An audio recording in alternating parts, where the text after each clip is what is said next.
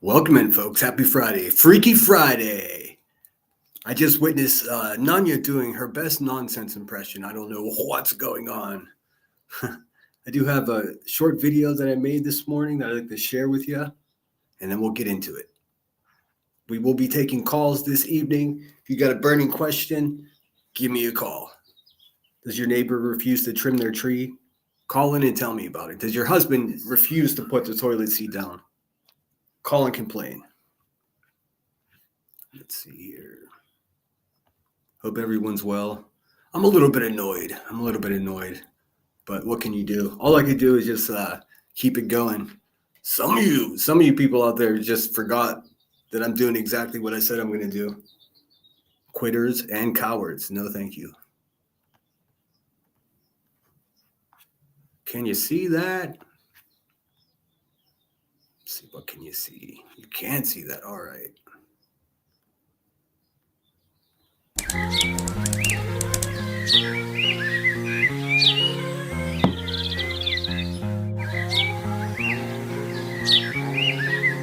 Thinking about something. I'm about to do a workout right now. I'm having a great day, by the way. I was thinking about, when people are down and out and shit like that, feeling bad, feeling anxious, whatever. I've done a lot of things. Traditional stuff, therapy works great. I love it.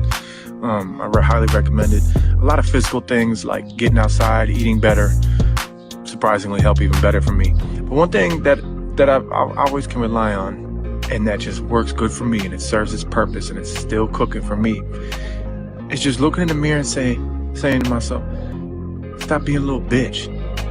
Don't be a bitch. It's that simple. I don't know if that's toxic, but it serves its purpose for me, boy. I love that shit. So quit being a bitch. Get your shit in. Get your work in today.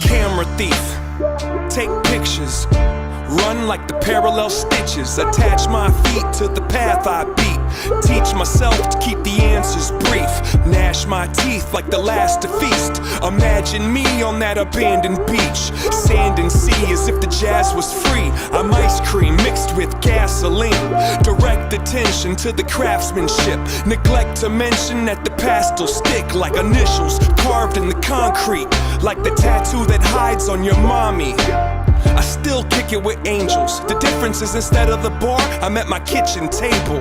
The starlight shines through the glass, but you feel safe underneath that mask.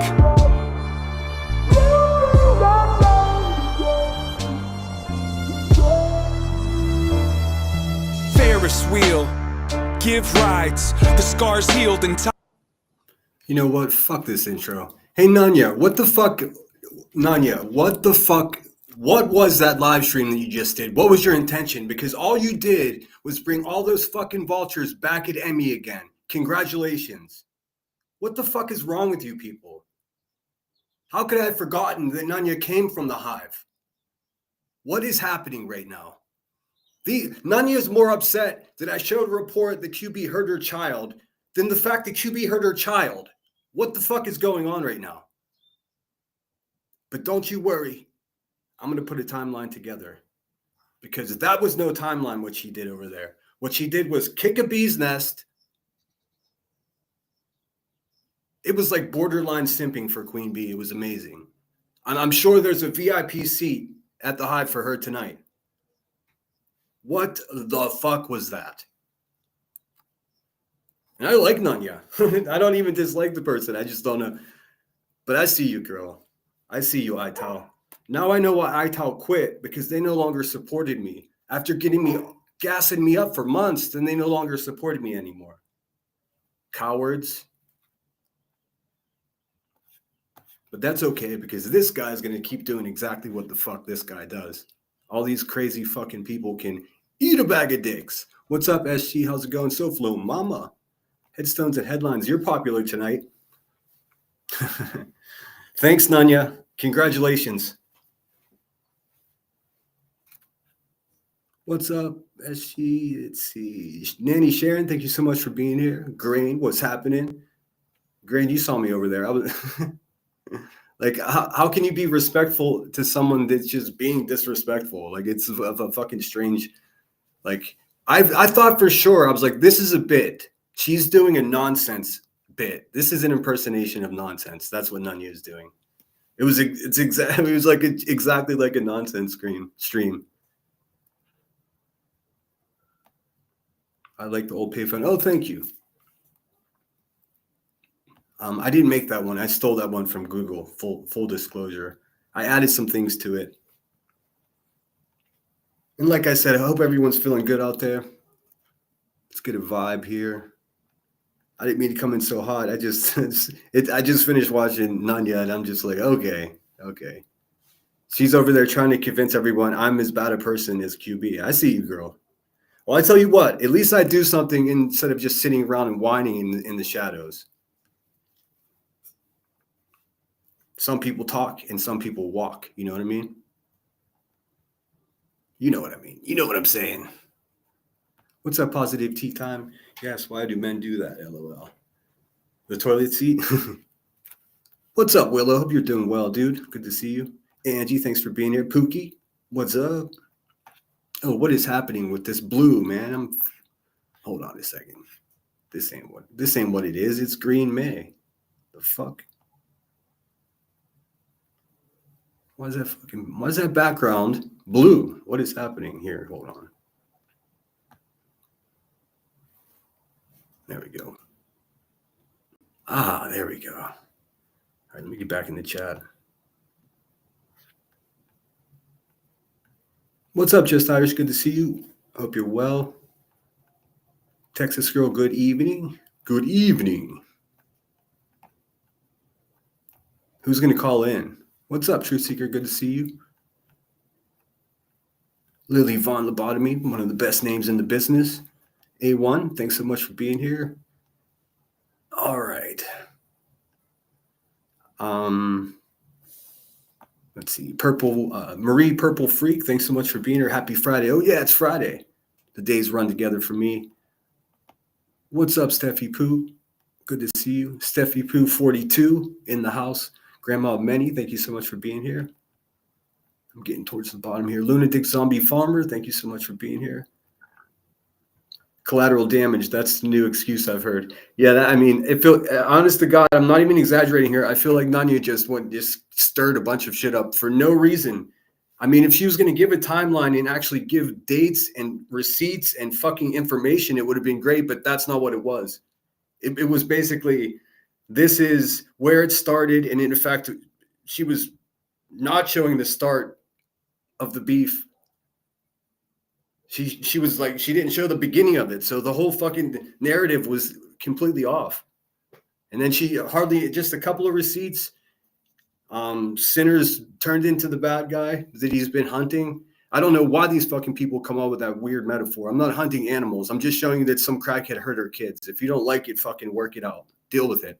If you support that kind of thing, or if you think it's better to be quiet about that type of thing, I'm probably not for you. I don't know how two people can read the same words and have such a different interpretation. What's up, Summer? How you doing?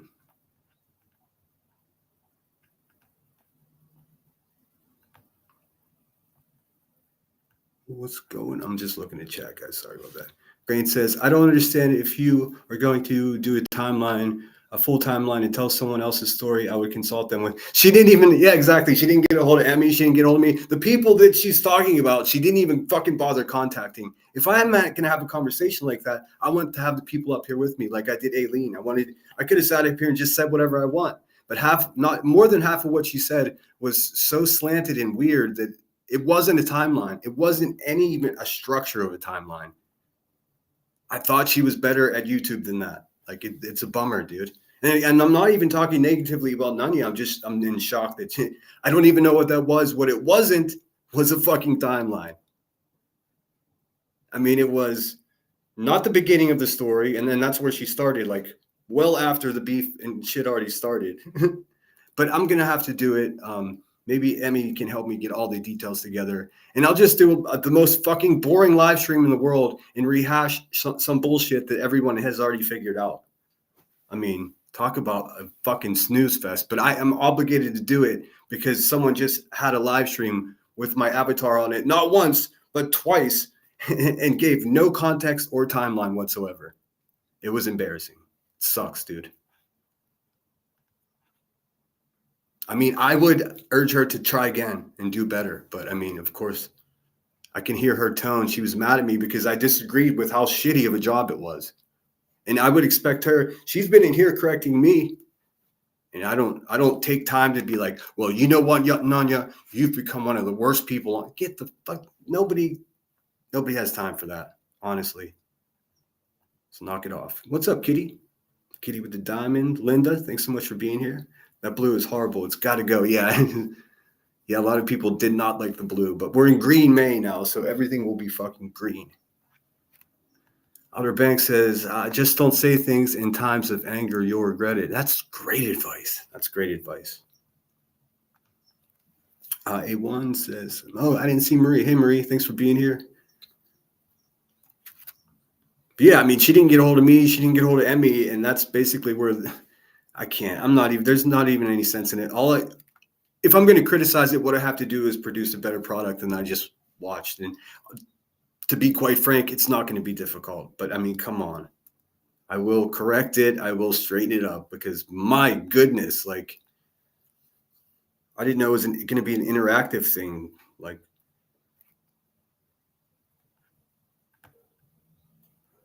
Queen Bella in the house. What's up, Megan? How you doing? How's everyone doing? Let me get some mood music on, and then I'll turn on the phone lines. Fucking anything goes. Just avoid any explicit racism, any sexism, any homophobia. Other than that, fucking go for it.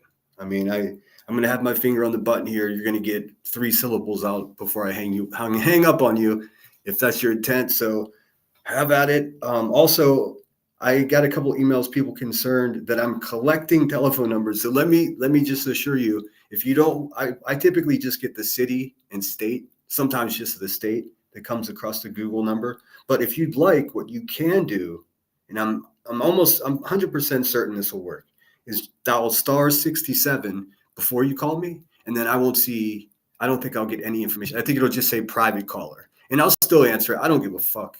If it's a death threat, then the FBI will fucking track that shit. So if that makes it easier for guys, because to be quite honest, I'm not sure I'd want to just fucking call in. Although I've called into Turtle Island a few times and just trolled them, but none of those people know how to show receipts. What's up, Narcos? How you doing? Maritza, thanks so much for being here. Amy Lynn, what's up? Who's going to call in tonight? Are we going to have some good conversation? We can talk about anything. I would kind of like to know if anybody out there has ever seen a UFO. I know it's not the most popular topic, but there must be 1 or 2 of you out there that's had some type of encounter. Other than that, I mean, that's just what I'm curious about. If any of my listeners have encountered a UFO, I would love to hear about that. If you haven't, we could talk about, like I said, whatever the fuck you want. We could talk about the neighbors being too noisy. We could talk about the garbage man, your garbage man who goes the extra mile. I don't know. Whatever you want to talk about. Let me get some bibbidi bap. What's atmosphere?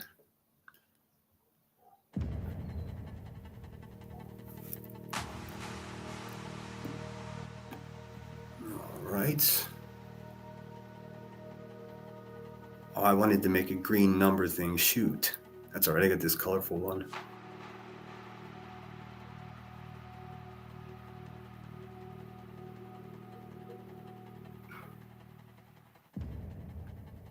Who's gonna call?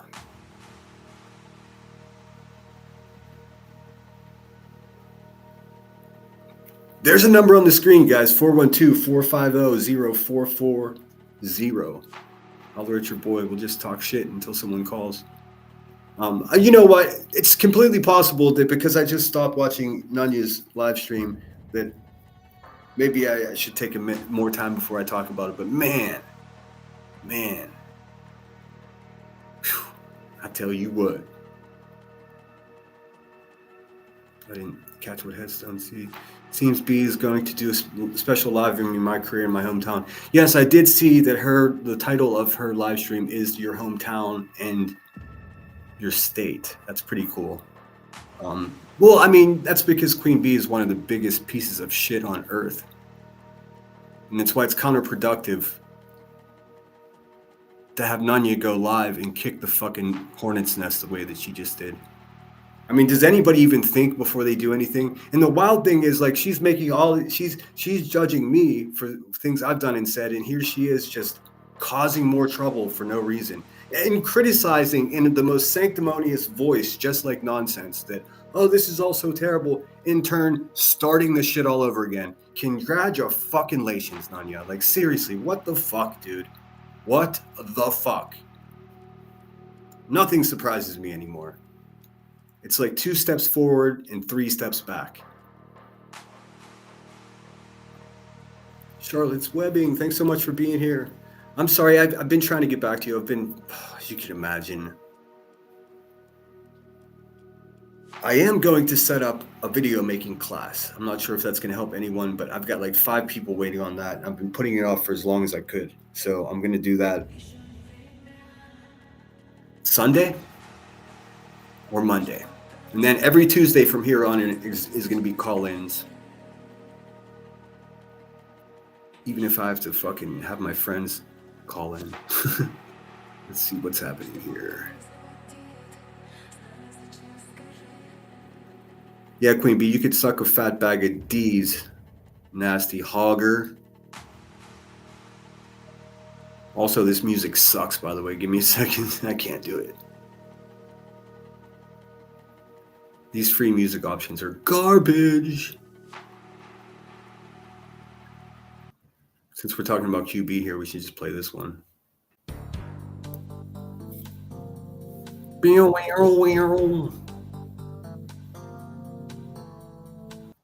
Fucking violent crook. Queen Bee is a violent crook. What do you think of that, Nanya? She's a bad mother, too. Fuck out of here.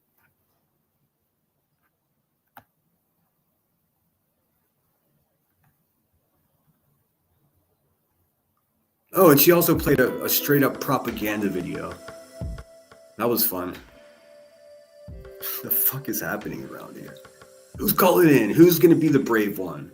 Then he says, I know the haters can't admit they're wrong, but in their dark hearts, I think they know the truth unless they're a special kind of stupid. Truth Seeker says muted. Am I that far behind in chat? Put my timeline on a loop. That's not a bad idea. I've covered almost everything in videos in the timeline that pertains to me. And being that Nanya is ITAL, you'd think that she would have the fucking knowledge of what occurred, how this all started. And then, so when she started her live stream, I was like, Nanya, why don't you start at the beginning? That way you have proper context to this. And she just fucking ignored me. And everyone else in the fucking chat starts taking shots at me. Oh, don't start, Sinner. I'm like, no, I'm not starting. I'm telling you, you're starting a fucking timeline before it was provocated, before the beginning of the timeline. Thus, the rest of the timeline is askew and lacks context. It's not my fault that I'm more intelligent. Like, well, we're just going to sit there and just be like, okay, this makes sense. I mean, it went from, is Emmy a bad teacher to Sinner's a bad guy? And, oh no, QB went after my kid too. Well, Nanya, that was just terrible. That was a terrible live stream. And look what you've done. Congratulations. Bravo. Bravissimo.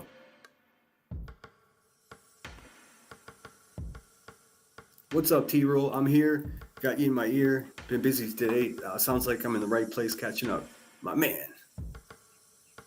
Yeah, I mean, yeah.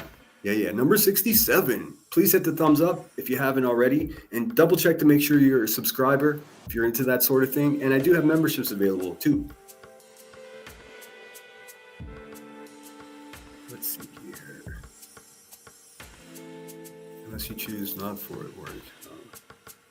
Oh my God, the old 60 star 67. Yeah, it still works. It still works. Actually, I called from the house phone to my cell to make sure it would work, and it does. So.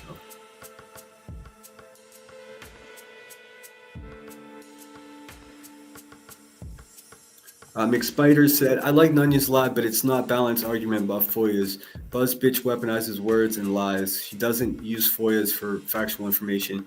Yeah, and I mean, listen, if anybody other than me wants to fucking sit on any fucking panel or on their toilet for all I care and talk about what my intent was, they can immediately go fuck themselves.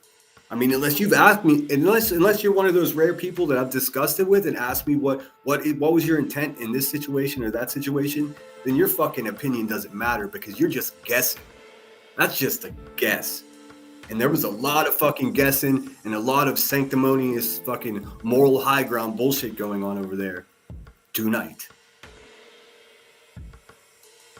And that's just a fact. I mean, I'm not debating it with anyone. If you think that's not true, I truly keep it to your fucking self. I listened. I know the timeline. See, it's people that aren't familiar with the timeline, maybe not as frustrated with what we just watched, but I'm painfully aware of exactly how the fuck all of that went down. And I'll explain it once again, begrudgingly. What's up, Joe? Thanks for being here. Never seen a UFO. Me either, man. I really want to. Also, you can Google Voice as a dummy number instead of a real number. Yeah, that's not a bad idea. I think I'm gonna actually go ahead and pay for the 1-800 number. It's like $16 a month. That way, it's international, toll free. You know. One supervisor says, "Hey all, I missed Nunya's live. Only caught the last few minutes. I'm scared to watch now. What did I miss? And UFOs don't exist. Okay, I haven't seen one either. No, she just completely threw me under the bus, and you can hear her old tone change, like it was personal. I'm really not bothered. I knew she had this opinion about me, but I had no idea that she would go have a live stream and bring into question once again whether or not Headstones is a decent person or a good teacher or not. It was just fucked, and she may as well have been paid by Queen Bee for what she just did. I mean, I honestly, what I said in her chat was like, are you fucking trolling me? Are you doing a nonsense impersonation right now? Because you sound just the fuck like her. Like, but anyways, bless her heart. I honestly think she had good intentions, but who the fuck knows these days? You know, people can.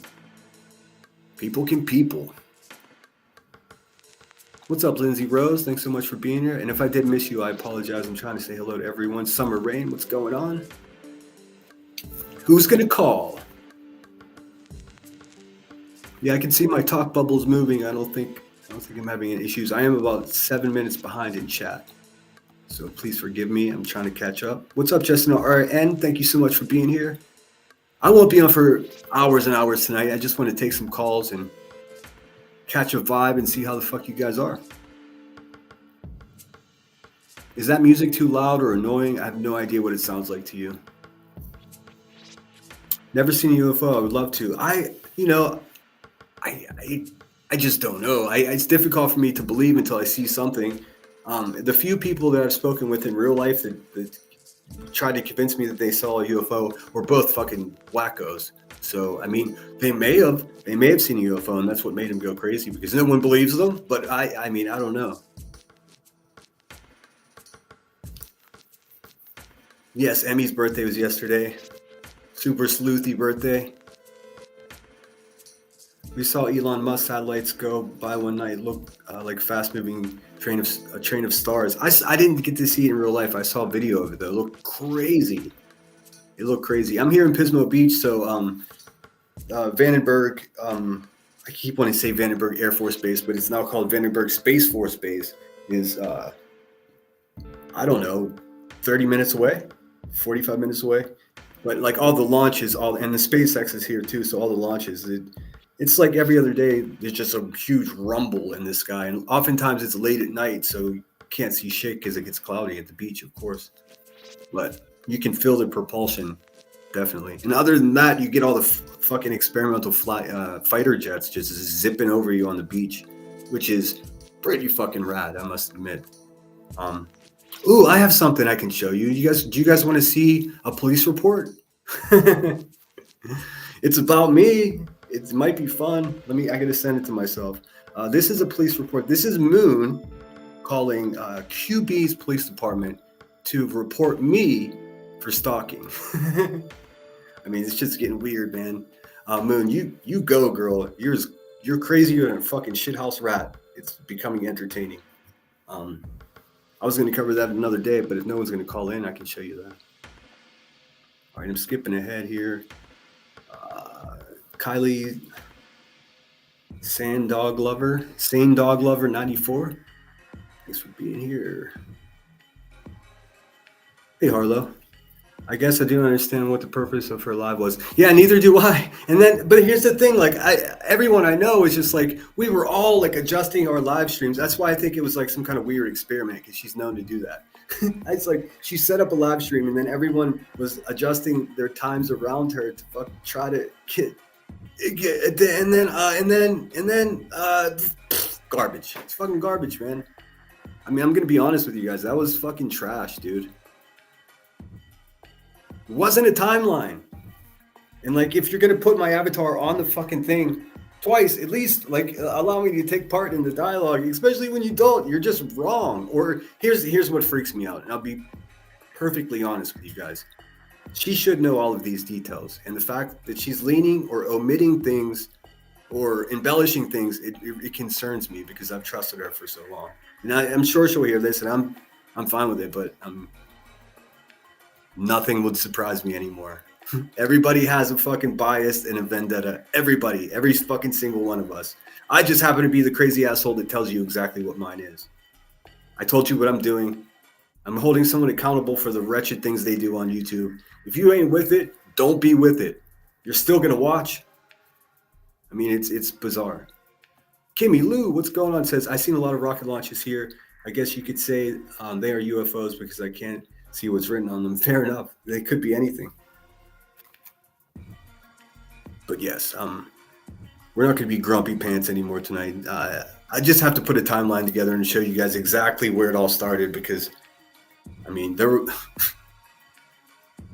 I've already said enough about that. Hey, Linda, thanks so much for being here again.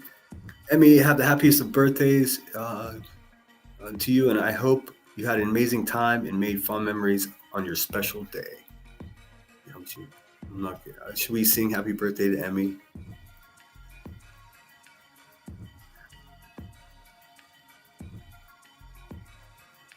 Should we? Let's see.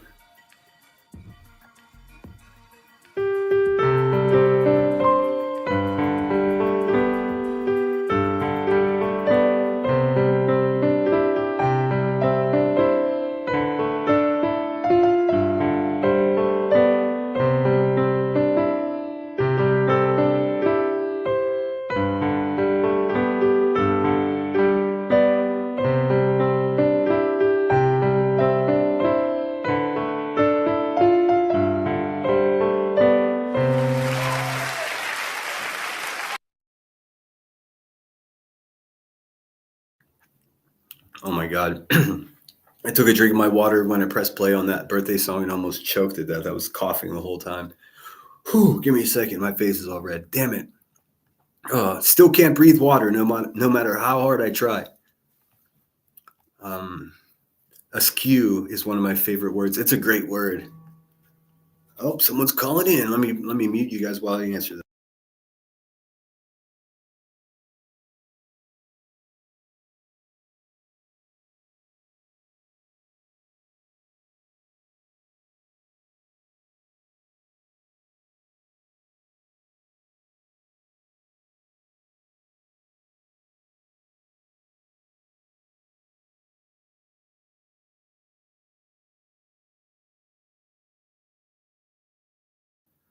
All right, guys, we've got Juicy Jules calling from Colorado.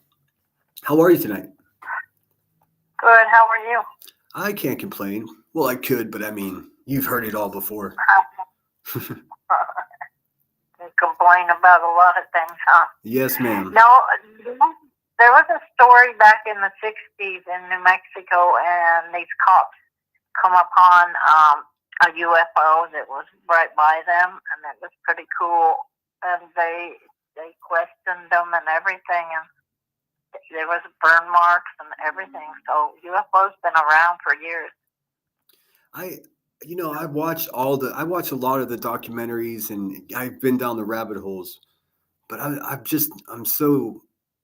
the urge to talk to someone with some sense that may have seen one. I guess maybe if someone with sense has seen one, maybe they keep it private. That way people don't ridicule them. Yeah, there'd be a laughing stock and everything, but the government knows probably. The president and the government know. I think you're probably right.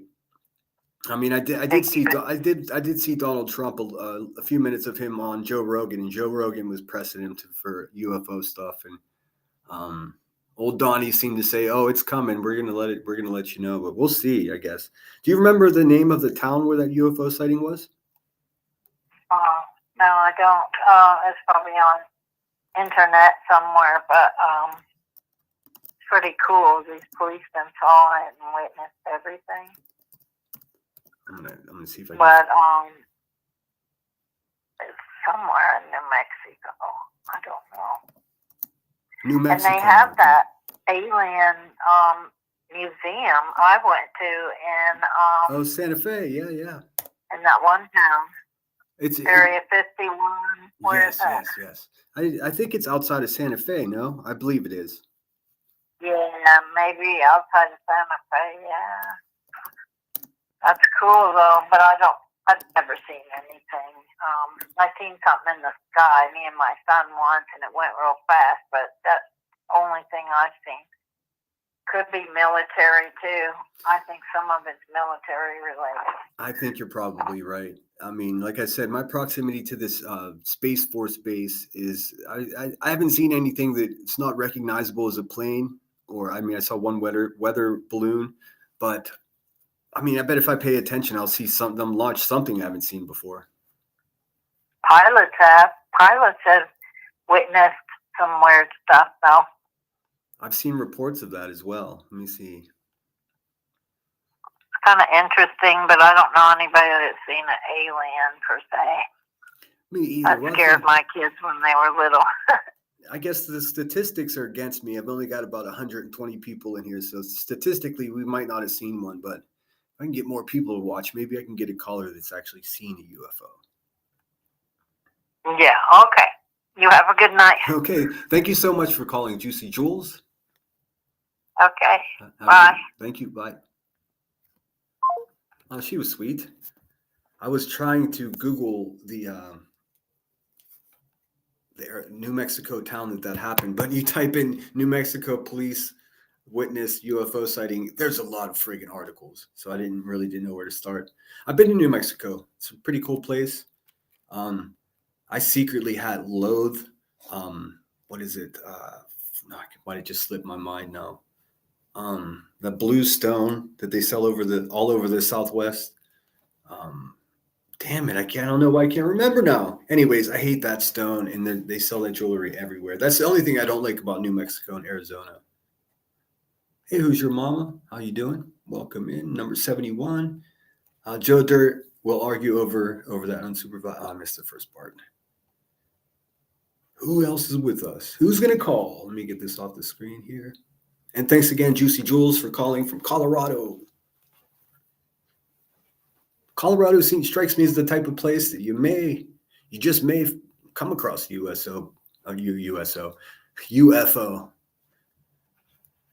Big open skies, big forest. It seems like the kind of place you'd see something. Although it seems to be the desert people that always actually proclaim seeing them. I have seen the Hatman, and he is an alien. What is the Hatman? Rachel, do you want to call and tell us? I want to know who the Hatman is. That sounds intriguing. Randy says, first time I'd heard or seen her, just came across her and checking her arm of QB. Nanya is not an arm of QB. She used to be part of the Hive, which is pretty sus, anybody that comes from that place. But she came to her senses and left there because she wasn't agreeing with what they were doing. I almost want to say that she's a friend of mine. I mean, she's friendly with me. She's often vocal when she disagrees with me, but what she did tonight was just basically tell me I'm a terrible person. And all I can say is like, sure, that's fine. But whatever the fuck you just did wasn't a timeline. And I don't know what your point was other than to cause shit. And that's exactly what she's done. So, I mean, if it's any indication to you that I feel comfortable telling you exactly how the fuck I feel about someone that I like, and I do like her, I'm just going to be honest. I'm just honest with you. And sometimes it works against me. But in the long run, just telling you the truth about how I feel about things and then correcting misinformation from people is my only way forward here. And people don't like it. They can just fucking cope. I mean, I honestly believe that. But please continue to call random police departments and file police reports on me, because you're just showing how absolutely fucking insane you people are. And it's not doing anything except doing that. Y'all ain't shit. I don't know how many times I can say it. Let's see. What's up, Cheese? Damn, I know so much about the UFO topic from Ross Bunsen at MJ12. I'd call him, but I'm not having a good day. Well, it's good to see you, man. I guess I can pull up. The Batman is a demon. The Batman is a fucking bully. Okay, if you really want to hear about it, the Batman is some rich fuck with all the resources to help everyone out, but instead he just goes around fucking beating people up. The Batman, it sucks. I don't give a fuck what anybody says.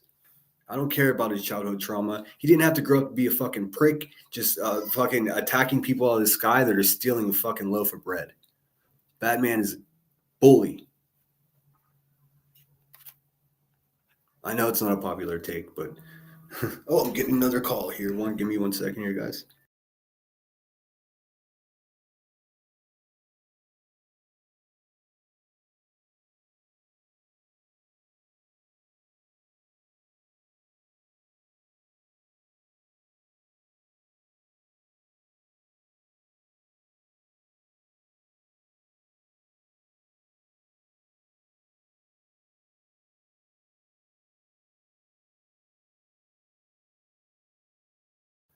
Okay, we've got Rochelle with us. She's going to tell us about the Hat Man. And please excuse the call waiting sound in the background. I got to figure out how to turn that off. Yeah, I might cut out too, so just let me know if you don't hear a part of it, and I'll repeat it. Okay, yeah, I think we can hear you. Okay, so Amy Allen off of Dead Files, she taught me a lot about the Hat Man, and what she describes the Hat Man as is something alien. He's not demonic, which makes him more dangerous than demons because we can't get rid of them. We can't exorcise them. They're not from our plane. They are alien.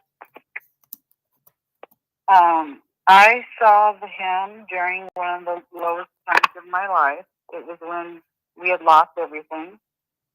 And that's when he comes around because he feeds off of negative emotions. And I saw him, and I was in my childhood home, which I had also believed was haunted. My mom was adamant about locking doors, turning lights off, all of that kind of stuff. And we would come home all the time, lights would be on, doors would be unlocked. Basement was flooded for no reason. Mom would always say, no, there's no such thing as ghosts. I would have terrible nightmares of a room in our basement. Always thought that it was a portal. Anyhow, some years later, as an adult, and we lost our house, had to move back home in the end of my house.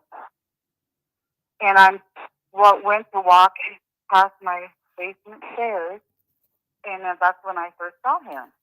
And normally when you see something paranormal or anything like that, they'll dart away.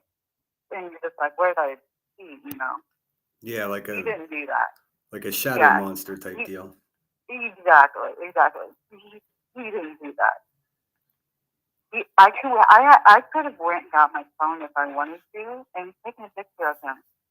Oh my But goodness. the fact that he didn't do that scared the living crap out of me so badly because, he was so well defined. Like, it wasn't a blob. It wasn't anything. It was well defined. He was wearing a fedora, the wide brimmed hat. He was wearing a trench coat. Oh my goodness. I didn't have to use my imagination. He was there. I saw him like I would see a person. The only difference was he was pitch black. It's freaking and me he out, man. Slowly glided up my basement stairs. He just slowly went up my basement stairs, and of course, when he didn't dart away, I continued, went out to my garage, and because I'm terrified at this point because he didn't dart away, and so the door in between my basement stairs and the garage, it has a window on it towards the top. And I was watching the window, and I could see my reflection in that window. And I was watching for him to go past that window. And I was waiting, and sure enough, he walked past that window. Oh no. And he blocked out my reflection. Oh no. I couldn't see my reflection when he walked past that window. Let me just quickly take a second to let my audience know what we're this is Rochelle. She's calling in to let us know that she at one point saw the Hatman. I've got up on the screen. Hopefully you guys can see that. I'm just going to quickly read what Google says the Hatman is. It says the Hatman is a phenomenon in which witnesses report seeing a shadow-like entity dressed in a trench coat and a hat of some kind, usually a fedora. The Hatman acts like a ghost, but is almost always seen just standing up. This form can simply fade until the witness no longer sees it and has no apparent reaction to people. Oh, just like you said, it didn't run away.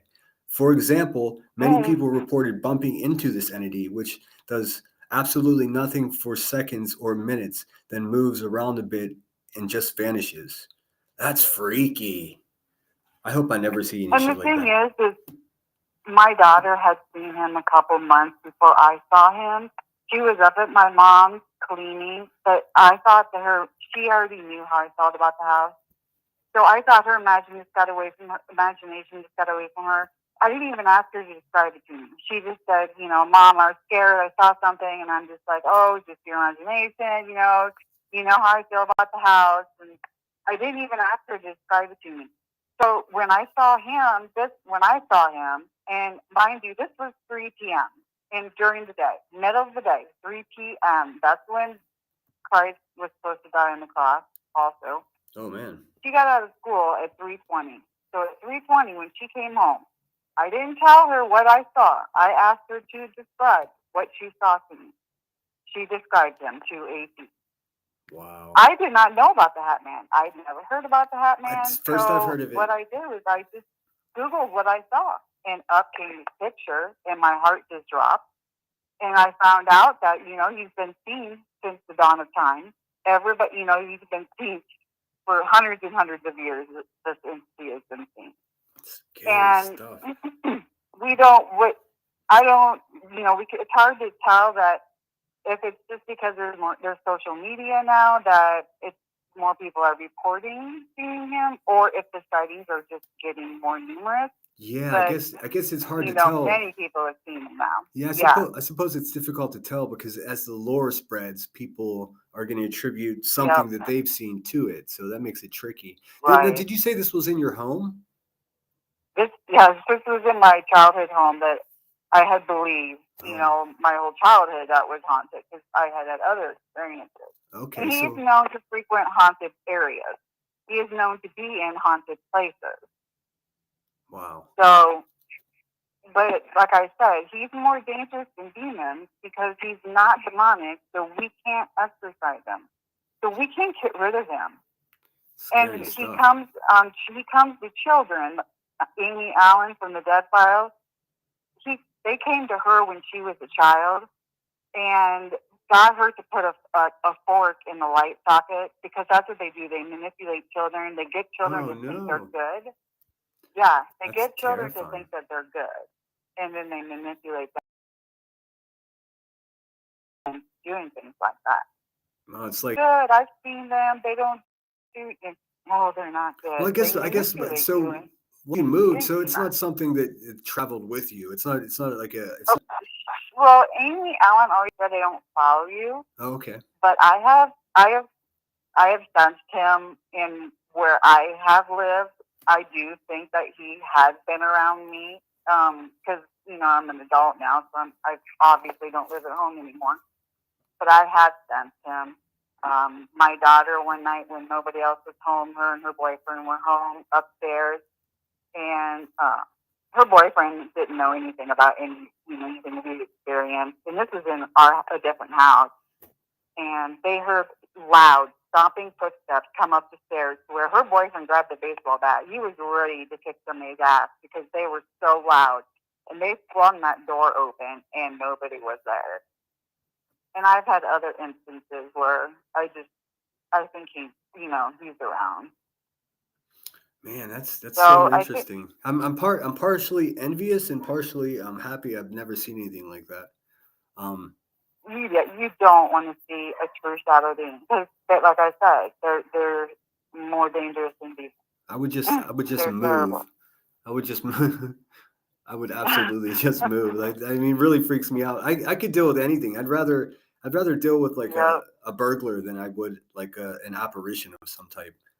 Truly, it Yep. freaks me out. You know. And like I said, when they don't dart away, when they just slowly keep going up, I can't explain the fear that like instilled in you. Because they're not supposed to do that. You know, No. it's like anything you've seen, anytime or any other experience I've had, like I've seen shadow or anything like that, it's just been quick and fleeting, and never where they stay there. It's like they want you to know they're there. Sure, man. Yeah, I can't believe I've never heard of this. I've definitely, she's brought up Slender Man. I've definitely heard of Slender Man because I've got a younger sister, so she taught me about Well, that. I think Mothman is very. I think he's a similar creature. I think he's also an alien creature, and because a lot of people thought, oh, he was there to warn us about the bridge. No, if he was there to warn you about the bridge, he would have warned you. Yeah. I think he's the same kind of entity that feeds off negative emotions, and that's why he was there before the bridge collapsed, because he knew that was going to happen, and he was there to feed off all that negative emotion. And he was seen by hundreds of different people. Wow. So I heard a similar story, and I'm racking my brain to try to remember where I heard it, but I've heard a similar story of a similar type of menacing character that would only show up when people were lost and whenever people had like their cars had broken down or if they were in some other type of danger, then this thing would come around to sort of wait for them to no longer be so they could take them. I mean, this is like old lore. I'm not I don't want to misspeak, but I think it may have been a Native American lore. Yeah. I wish I could tell you for sure. Oh, you don't want to mess with those Native American entities. If you got one of those, yeah, you just have to move. Yeah. Because they're so strong, because they're so old. I just saw it the other day, and I just can't think of where I saw it. I think it was on Oompaville, that YouTuber. I can't remember, but it was really interesting. Well, thank you so much for calling in. You bet. How long ago was that? If you don't mind me asking, how long ago was that you experienced that? That was on 2004. 2004? So it's still, yeah. It's like it just happened yesterday, let me tell you. No, I can imagine. I still remember 9/11 like it was yesterday, so I understand. Yeah, it's still really vivid, yeah. Yeah, wow. Wow, thank you so much for calling. That's awesome. You bet. You have a good night. All right. See you in chat. Bye. Bye-bye. Awesome. How cool is that? I need to run to the bathroom really quickly, so I'm going to put on a tune, and then I think Cheese is going to call in. So if you guys can bear with me for a moment. Give me 1 second here. I'll put a tune on for you. I'm jocking this tune because I really like it. It's what's the right word what's the word I'm looking for whenever you think back of past times fondly? That's what this song makes me do. So give me 1 second here. I'm gonna pull this up and run into the house really quick. Let's see if I can find it. That's well, and as I just start playing Headstones live stream from earlier. Oh, I got it. I'm looking at my. There it is. Some things only live in my history and nowhere else. All right, guys, enjoy the tune. I will be right back with you in just a minute here. That's so cool to learn about the Hatman. I ain't never heard reminiscing. Yes, thank you so much. I'd never heard or nostalgia. It gives me a nostalgic feeling. I can't either way. The Hatman, huh? I'm gonna fucking dig into that. I'd never even heard of the Hatman. Biggity boom bop bap. Let's get this fucker full screen. I'll be right back, guys. Excuse me, please.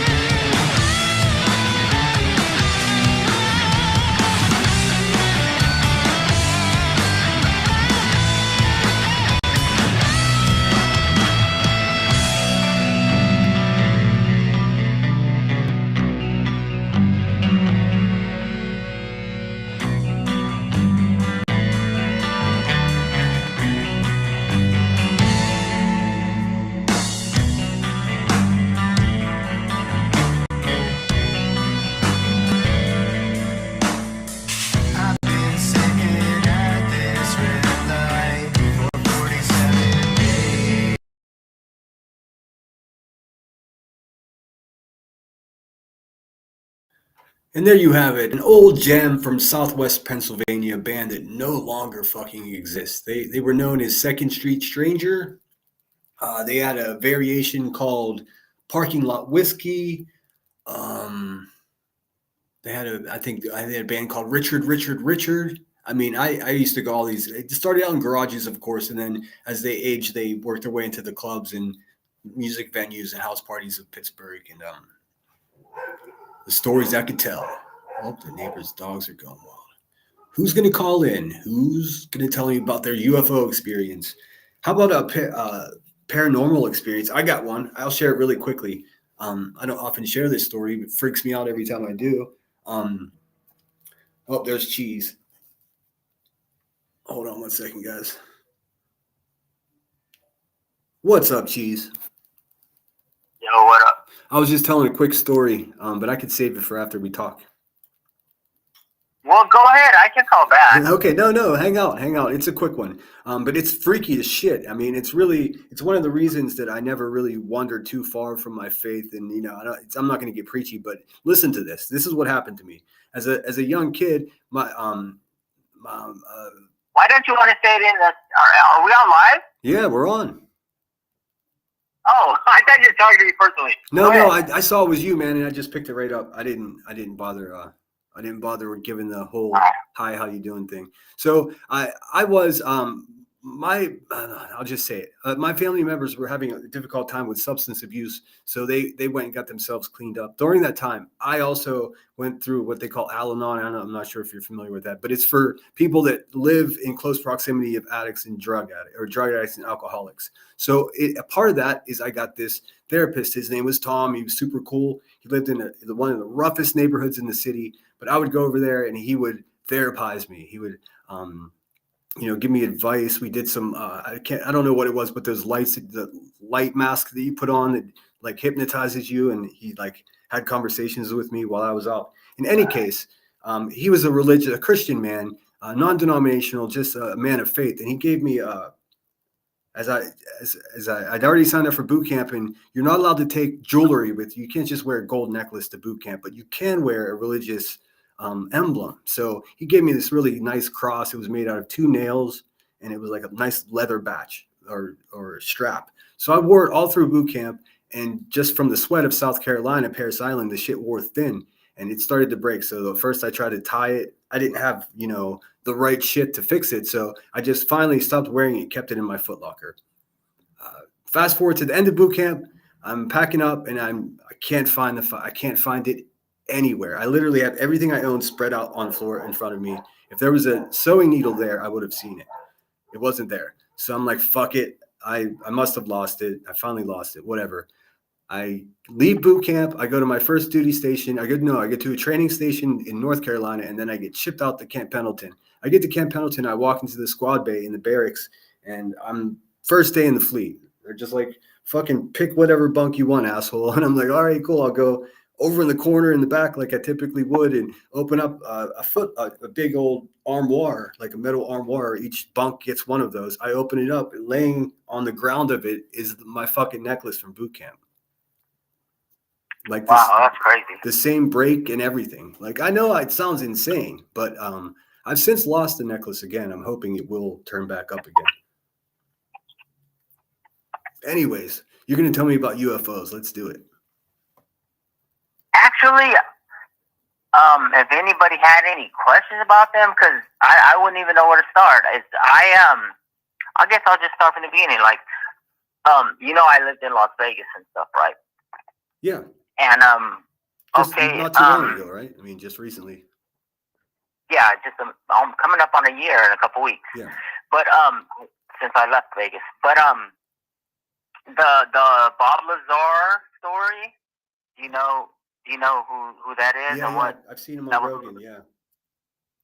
Yeah, he's the one who came out in the mid 80s, and he said that he worked at Area 51, and up until then, nobody really knew about Area 51. It was like legend, some secret Air Force base, which is actually what it is. But he came out and went on the news and said everything about he worked there, but he didn't say he worked at Area 51. He said he worked at a place in the vicinity and controlled by Area 51. It was called S4, and he worked on they were back engineering alien spacecraft, Okay. and I was hooked, and I was just hooked ever since then. And people in the UFO community, Bob Lazar is like the man. He's the one who broke Area 51. The government had denied it up until recently, I think 2011 or something like that. But back in the late 80s, he was saying that all that stuff about he was there and they were back engineering. He gave a bunch of crazy stuff about it. I got a video. Are you there? I got a video to pull up to show people who Bob Lazar is. If you want me to. I mean, you can watch or go ahead. Yeah, it's a quick 2-minute video. I guess there's a 4K. There's a whole film coming out about the guy, and this is the trailer. 2025. I'll let it roll. Yeah, it's gonna be interactive. It's gonna be like what is that when you put on the goggle things? Interactive? Like VR. Yeah, it's gonna be a VR movie. Sick. So you can go through all the sports model, as he called it, the alien shit. By the way, I don't believe him. I want to believe him. I've always wanted to believe him, but I don't believe his story. I've seen him. I heard him get caught up in lies or in just like contradicting himself. Not so much. His background is in question because he claims to be. Well, he is a scientist. Not a nuclear physicist, but like propulsion expert. And he said he went to MIT, and that's where he fucked up because there's no records of him going to MIT there. And he said he also went to a few colleges that they can't provide proof of. Oh, I see. So he's padding his origins. Yeah, and he said he worked at Lawrence Livermore or some other super classified army base or whatever. But I don't know. To his credit, a lot of the stuff he did say is actually coming true. But if you want to go ahead and play that, or not, I can't because I can't. I'll play it. Go ahead, play it. I'll play it. Tell me. I don't know if you can see it, but if you want me to pause it, let me know. No, I can see it. I'm Bob The only Lazar. thing is, if anybody has any questions in the chat, I can't see the chat now. Okay, I'm gonna open chat up. I'll press play and then get in the chat. In December of If anybody has any 1988, questions, I was hired as relay a them to senior me. staff physicist by a U.S. defense contractor called EG&G Special Projects. I was told that I would be working on an advanced propulsion system out in a remote area of the Nevada test site, known as Area 51. Wanting to protect myself, I decided to go public and reveal the secrets of S4. Well, there's actually 9 flying saucers, flying discs that are out there of extraterrestrial origin. He is not your typical straight-laced science guy. If you wanted to hire a guy who could think out of the box and help solve problems, Bob was probably the best person in the country at the time. He was perfect for it. People are catching on that what Bob said is true. Physical evidence now exists which proves that there is life elsewhere, and at least one form of that life has been here. It was exactly like disarming a bomb. Every single day. Wow, crazy. He was targeted. And I saw. It looks like it's a pretty pricey production, anyways. Yeah, it's gonna be good. I'll definitely watch it for sure. I wonder where you could even watch it. It's probably going to be something you watch at home because you need a virtual VR. Is that what it's called? I don't know. I'm not a gamer, but I know you put on these like binocular things and it immerses you in the whatever. And gamers know what's up. This is Cheese trying to convince us that he doesn't have like VR goggles to watch Pornhub. That's what Cheese is doing right now. We're on to you, Cheese. Oh, I used to have a 3D TV and I used to like watching basketball in 3D. How old is Bob Lazar? He looks like he's maybe 65. He's been around for a while. Gun. He might be older than that because you figure in the mid 80s he was already 30-something. I mean, he's got some crazy stories. I mean, the guy used to own a brothel. I think he got arrested for pimping and pandering because he owned a brothel, and I think in northern Nevada. Yeah, and his house in Las Vegas, he had a big ass pirate flag. I mean, dude's cool. Like how he said he got the job at Area 51 was he was working at I don't know, Livermore Laboratories somewhere, and he had built was it a Gremlin or a Pinto, and he put a jet motor in it, right? And whatever. He built a car with a jet motor, and there was a scientist there that gave him the whatever to go work at the recommendation or co-signed him to go work at Area 51. But he's a very interesting guy. But I do think he's lying. I don't believe him because too much to go into. But like the other case that somebody was saying about New Mexico, I think she was referring to the Lonnie Zamora case. He was a police officer, and he witnessed a UFO. I guess he was on like a high-speed chase, chasing somebody, and all of a sudden he's seen a UFO, and he ditched the high-speed chase to go at the UFO. He saw it, and it freaked him out, but he reported it right away, and that's one of the cases that has trace evidence where they actually had like indentation from the saucer that landed, or I don't know if it was a saucer, it might have been an egg shape. What? I said, what? That's crazy. So Rochelle wasn't bullshitting us. I'm trying to look it up. You said Officer Zamora with a Z? Lonnie Zamora, yeah. I don't remember the name of the thing, but it's Lonnie Zamora. He was like a cop, a sheriff or something. But it's one of the most, if there's two, there's Roswell incident and then there's the Zamora case, and those are the two biggest, most, I don't know how to say it, believable. They're definitely two of the biggest cases in UFO lore.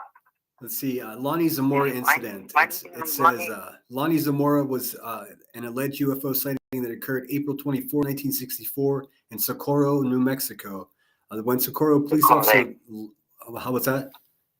Yeah, Socorro, New Mexico. Sorry, go ahead. Okay. Police officer Lonnie Zamora claimed he saw two people beside a shiny object that later rose into the air, accompanied by roaming blue and orange flame. Zamora's claims were the subject to attention from news media, UFO investigators, UFO organizations, and U.S. Air Force Project Blue Book, listed as the case is unknown. Conventional explanations of Zamora claims include a lunar landing test by White Sands Missile Range and a hoax by New Mexico Tech students. Crazy. Yeah, and in this case, there was trace evidence, which is really rare in UFO sightings and UFO stories, to where it's like there was indentation, there was traces of radiation. I can't remember what else because I don't really care about his case. The Roswell incident is really, really crazy, and I said in chat earlier that there was a guy named Kenneth Arnold in 1947 who he was I don't know what you call it. People would take pictures for maps, but he was a small planes pilot, and he was up in northern, I think it was Alaska. I'm pretty sure it wasn't Canada. I think it was either Canada. No, it was up north, right? And he's taking all these pictures. Then he said he's seen this flying formation of. He didn't know what they were, and he said that in the paper he said that they were in his interviews he said that they were skipping like you do rocks on the thing on the water, across the water. Yeah, like. And he said that they were that the aircraft. He didn't know what they were, and this is the first. He's the one who coined this phrase. He said that they were skipping across the air like a rock does on water, and he said like somehow they the guy who was taking notes and for the newspaper said like they were skipping like saucers on water, and that's how they coined the term flying saucer, which is interesting because that's how it all started. And then a few months after that is the Roswell crash, and that's the big one. That's in Roswell, New Mexico, and That's, I don't know. Have you ever heard anything about Roswell? Oh yeah, I mean a lot. I mean, I've watched so many not documentaries, but like exposés on YouTube. Yeah. What? There's tons of channels Yeah, yeah. like Oompaville. I watch Oompaville a lot. I don't know if you heard of that dude, but he's heavy into the UFO stuff No. and the CIA stuff. I just watch it like entertainment, though. I just because I've never witnessed anything myself, it's difficult to quantify. You know, there's a natural skeptic just under the skin here. I got Lonnie's. I'm one of the ones who wants to believe. I want it to be true. I mean, but then again, it's like, like what's his name's theory of equals MC squared, whatever. I can't think right now, but Einstein's theory of relativity. Yes, sir. It's been proven that you can't go faster than light, and if you do, you'll expand, and then that's not going to get you nowhere if you just expand in the dust. Yeah. But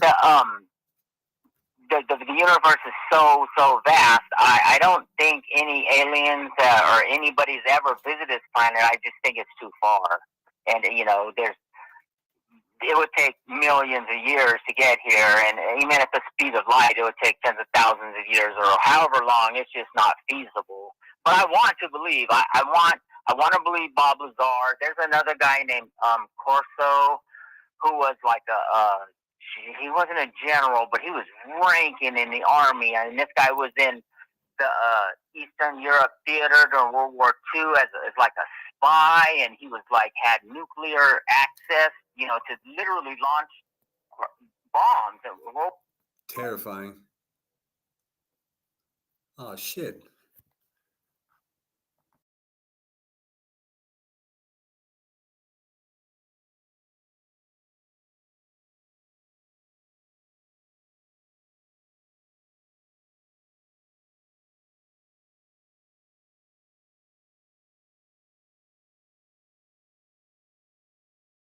Hold on a second. I lost him. Give me 1 second.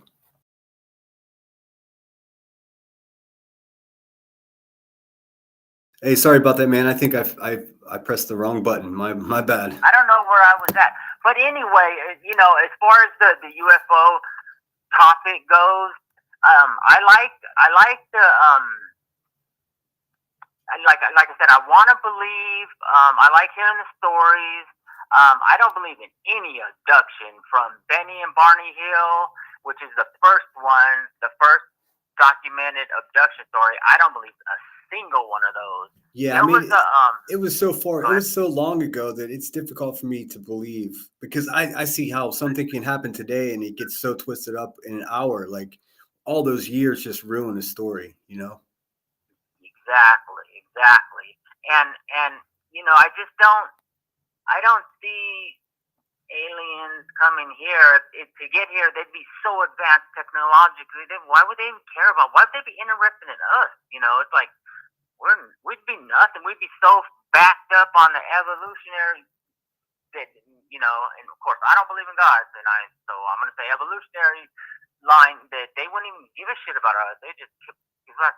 But what I do like about a sinner is the theories of the cover up, the MJ-12 and the documents that since the FOIA Act came out in like 1970, I think it was 76, somewhere around there. Yeah. That you could even FOIA all these government documents, and then there's this group called the MJ-12 who was supposedly like controlling the narrative. Yeah, professional redactors. They would just misinform. I'm familiar with this a little bit.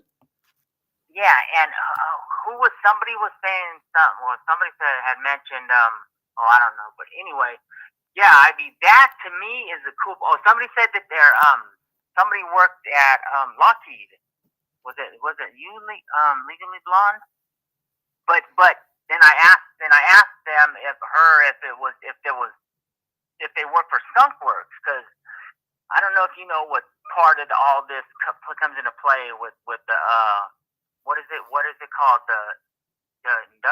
the military industrial complex. Sure. Well, okay, yeah, Lockheed Martin's has been in bed with the CIA for years, man. Exactly. And then Yeah, it's not just aeronautics; it's advanced weapons platforms and shit as well. Yeah, and then it gets into like Catherine Austin Fitz was what used to be the the president or the highest whatever she was with HUD, Urban Housing and Development, the people loaning you money to buy things, and the Social Security.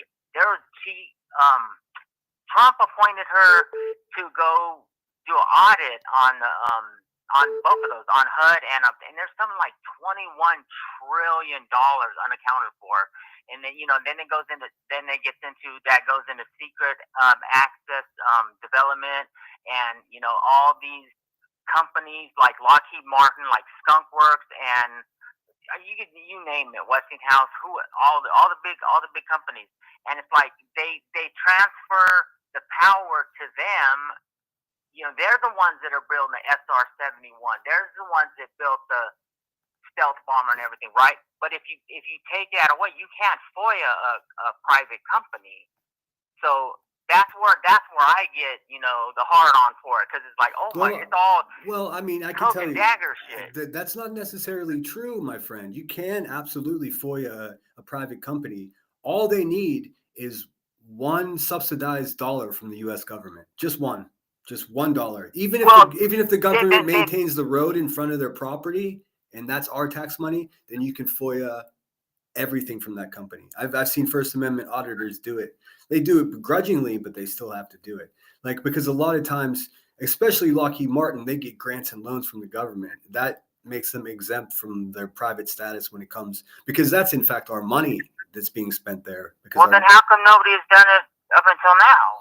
Well, I mean, they're supposed to give it to you. It doesn't mean they will. And oftentimes the reports or the FOIAs that I've seen come back about this stuff, they're so grossly redacted. Blacked out. Yeah, I mean, each page with yeses and nos. Exactly. Each page weighs like a pound, because it's like a pound of black ink. Like, it's ridiculous.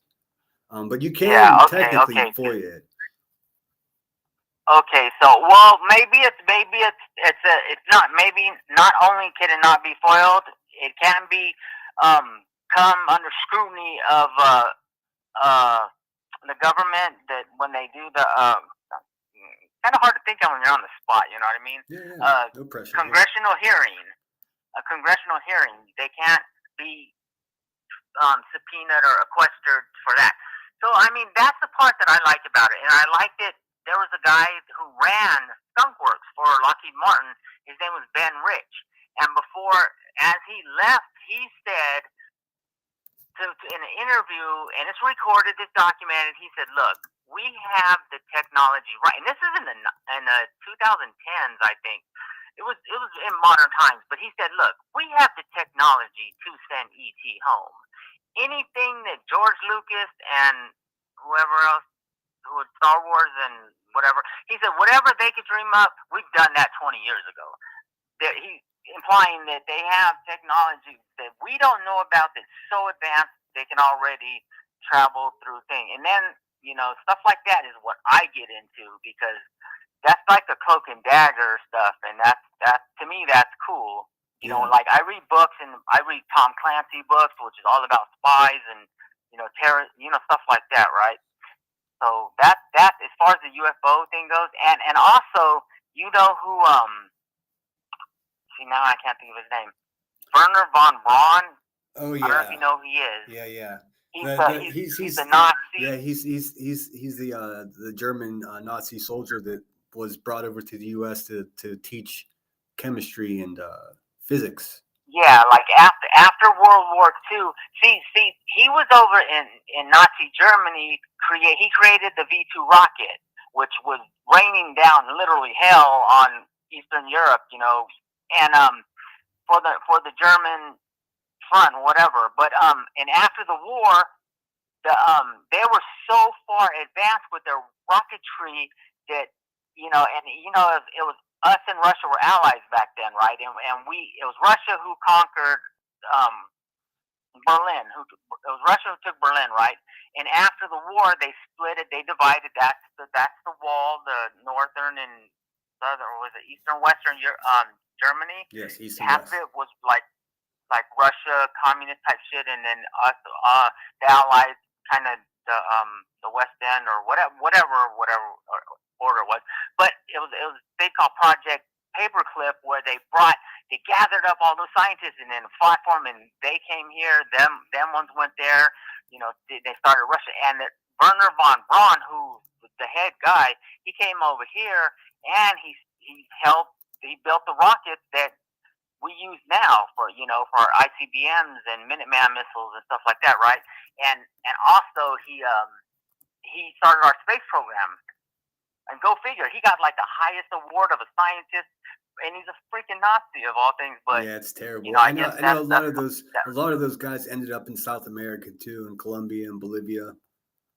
The ones that ran, yeah. Well, even some of the scientists that came over, like escorted here to the U.S. I mean, they didn't retire here in the U.S. They all went to South America and were set up in big homes. That's why there's some villages in South America you can go to where these German descendants like fled to, German.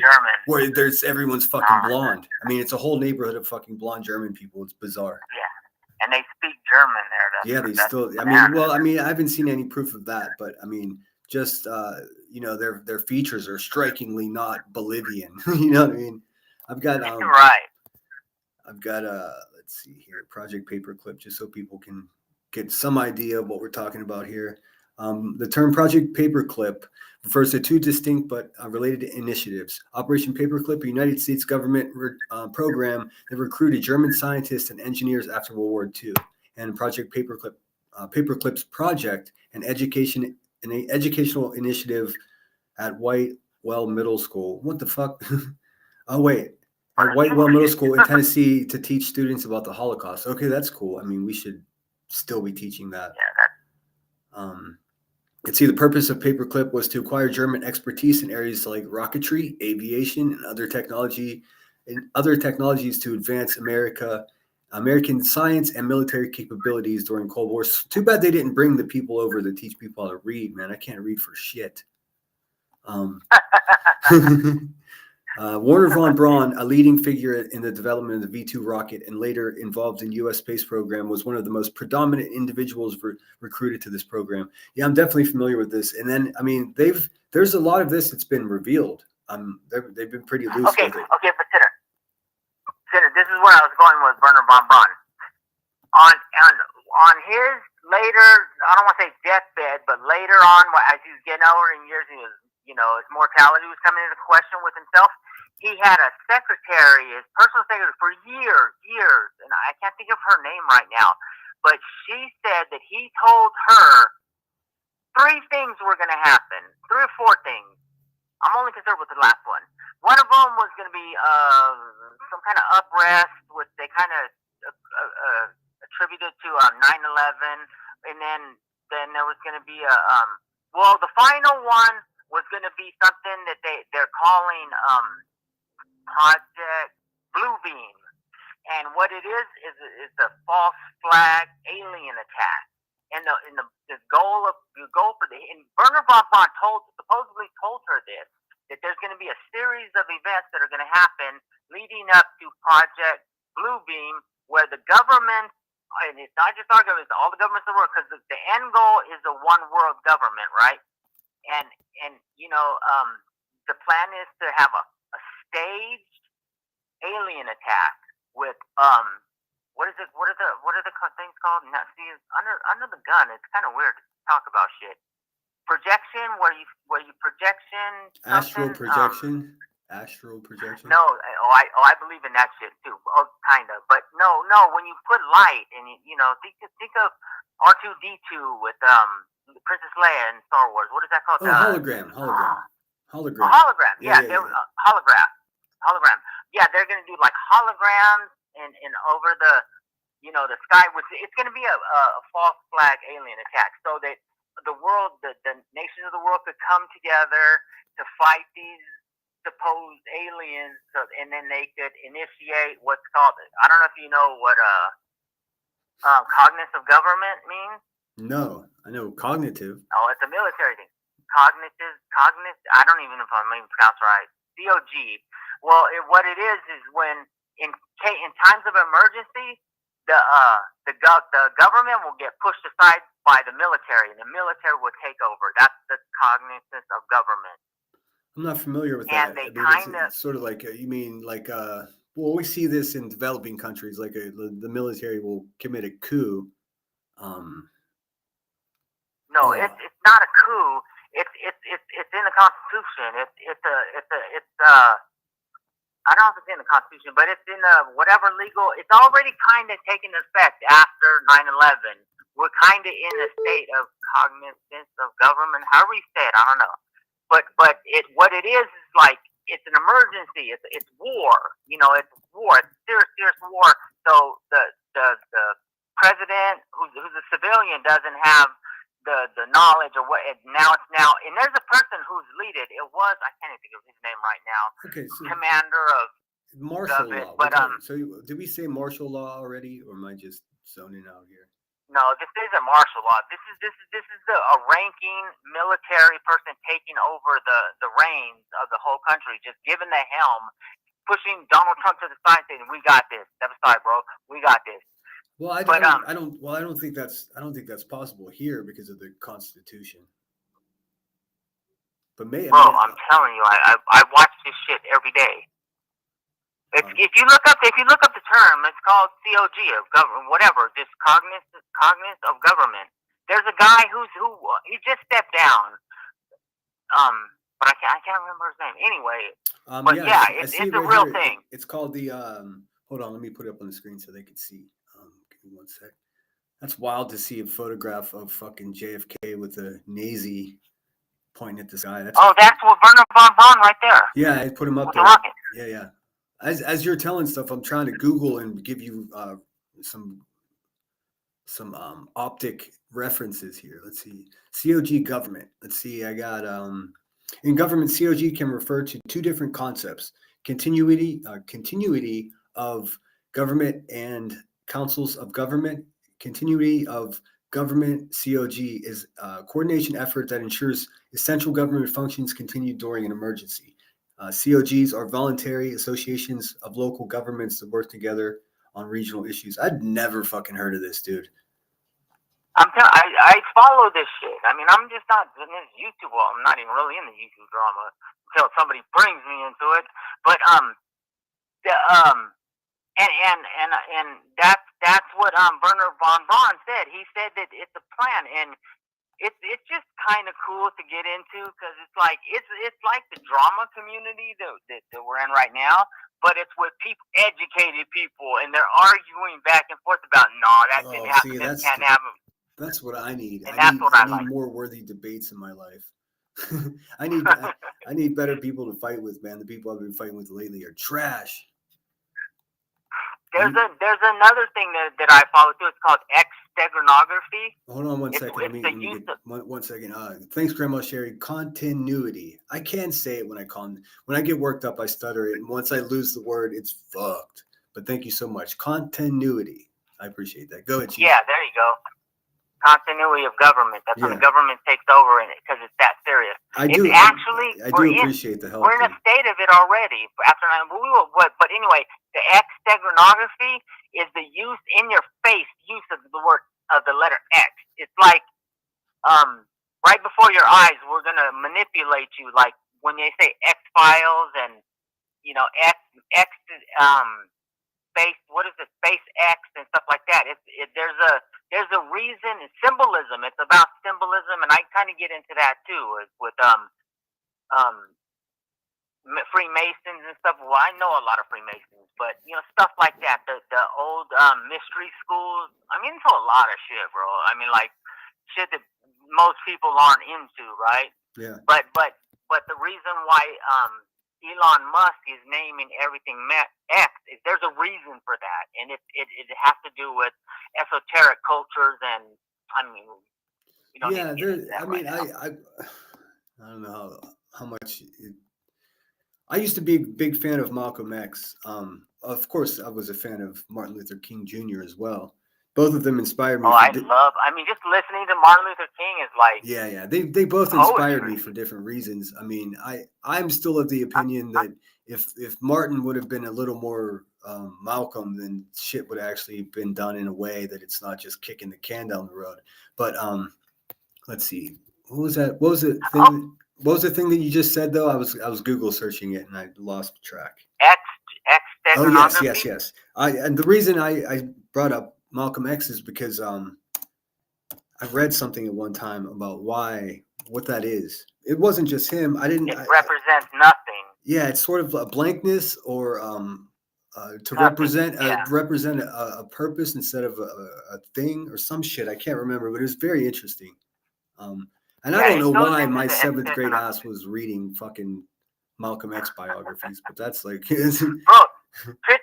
Picture me, right? I mean, I'm living in Watts and doing my thing, and the 12, 13-year-old. That's when you kind of get into, the culture, right? I don't want to talk about that right now because people like to talk shit about that and they need to watch themselves. Yeah, but my grandparents lived in Santa Monica. I mean, like 4th Street and Pico, which is right walking. I mean, you could throw a rock onto the Santa Monica Pier, right? As a little, chavalito, I used to go take the bus to my grandparents' house, and my grandfather was one of those like, I don't know, he's into all kinds of stuff like L. Ron Hubbard and the Neptune Society. I mean, he's just, he bought a gold mine one time, crazy shit, right? But he had the whole Encyclopedia Britannica set and just stacks of National Geographic stuff. And I used to get away from the shit that was going on in Watts because in the 80s, that shit was rocking, right? Yeah. And then I would go to Santa Monica and I would grab a couple books, a couple, chapters of the Encyclopedia Britannica or, a couple of the modern science or whatever, or the, just National Geographic, whatever he had. I would just go lay out something on the beach and I'd be sitting there in my creased up khakis and t-shirts and hairnet, sit on the beach reading that shit. I had, if you could picture that. I had L. Ron Hubbard book. I don't know if it was like the one that the religion's based off of. I think it's a hodgepodge. Dianetic. No, it was another one. It was so terribly written and so far out there. But I would keep it on my coffee table when I was going to college just to fuck with people when we had parties. I'd inevitably always find somebody sitting on the other side of the room reading that book like, what the fuck is this? And like, it's garbage. Don't read it. It's gonna rot your brain. He was. I don't know if he was friends with, but he really looked up to like Aleister Crowley, and he was friends with Jim Parsons, who was like super. These people were like, that's why I say like the esoteric and the mystery schools and stuff. I get into stuff like that too. The Nazis were big on that. The Mothers of Darkness and their. Jesus taking us down the rabbit hole. I mean, this is. Huh? I said, Jesus. Yeah. I'll turn you on to somebody though. His website is called Dark Journalist, and I'll send you a link to him and just a lot of stuff he's really good at, and one good thing before I get off, I want to talk about the John F. Kennedy assassination. Talk about a great man. Talk about a good ass man. Well, I mean, he did sort of start the Vietnam War, but I don't want to get into that. But yeah, I mean. Well, I mean, as far as civil rights goes, and he was a moral man. I believe. But his assassination, that's the big one. That's the big conspiracy theory of all conspiracy theories. Well, Donald Trump on his campaign for president this time around, he said he was gonna get to the bottom of this because the last time he was president, it came up for they put like a time limit on the secrecy of documents, right? Yeah. And it's the assassination committee, something, whatever, I don't remember. It's some assassination.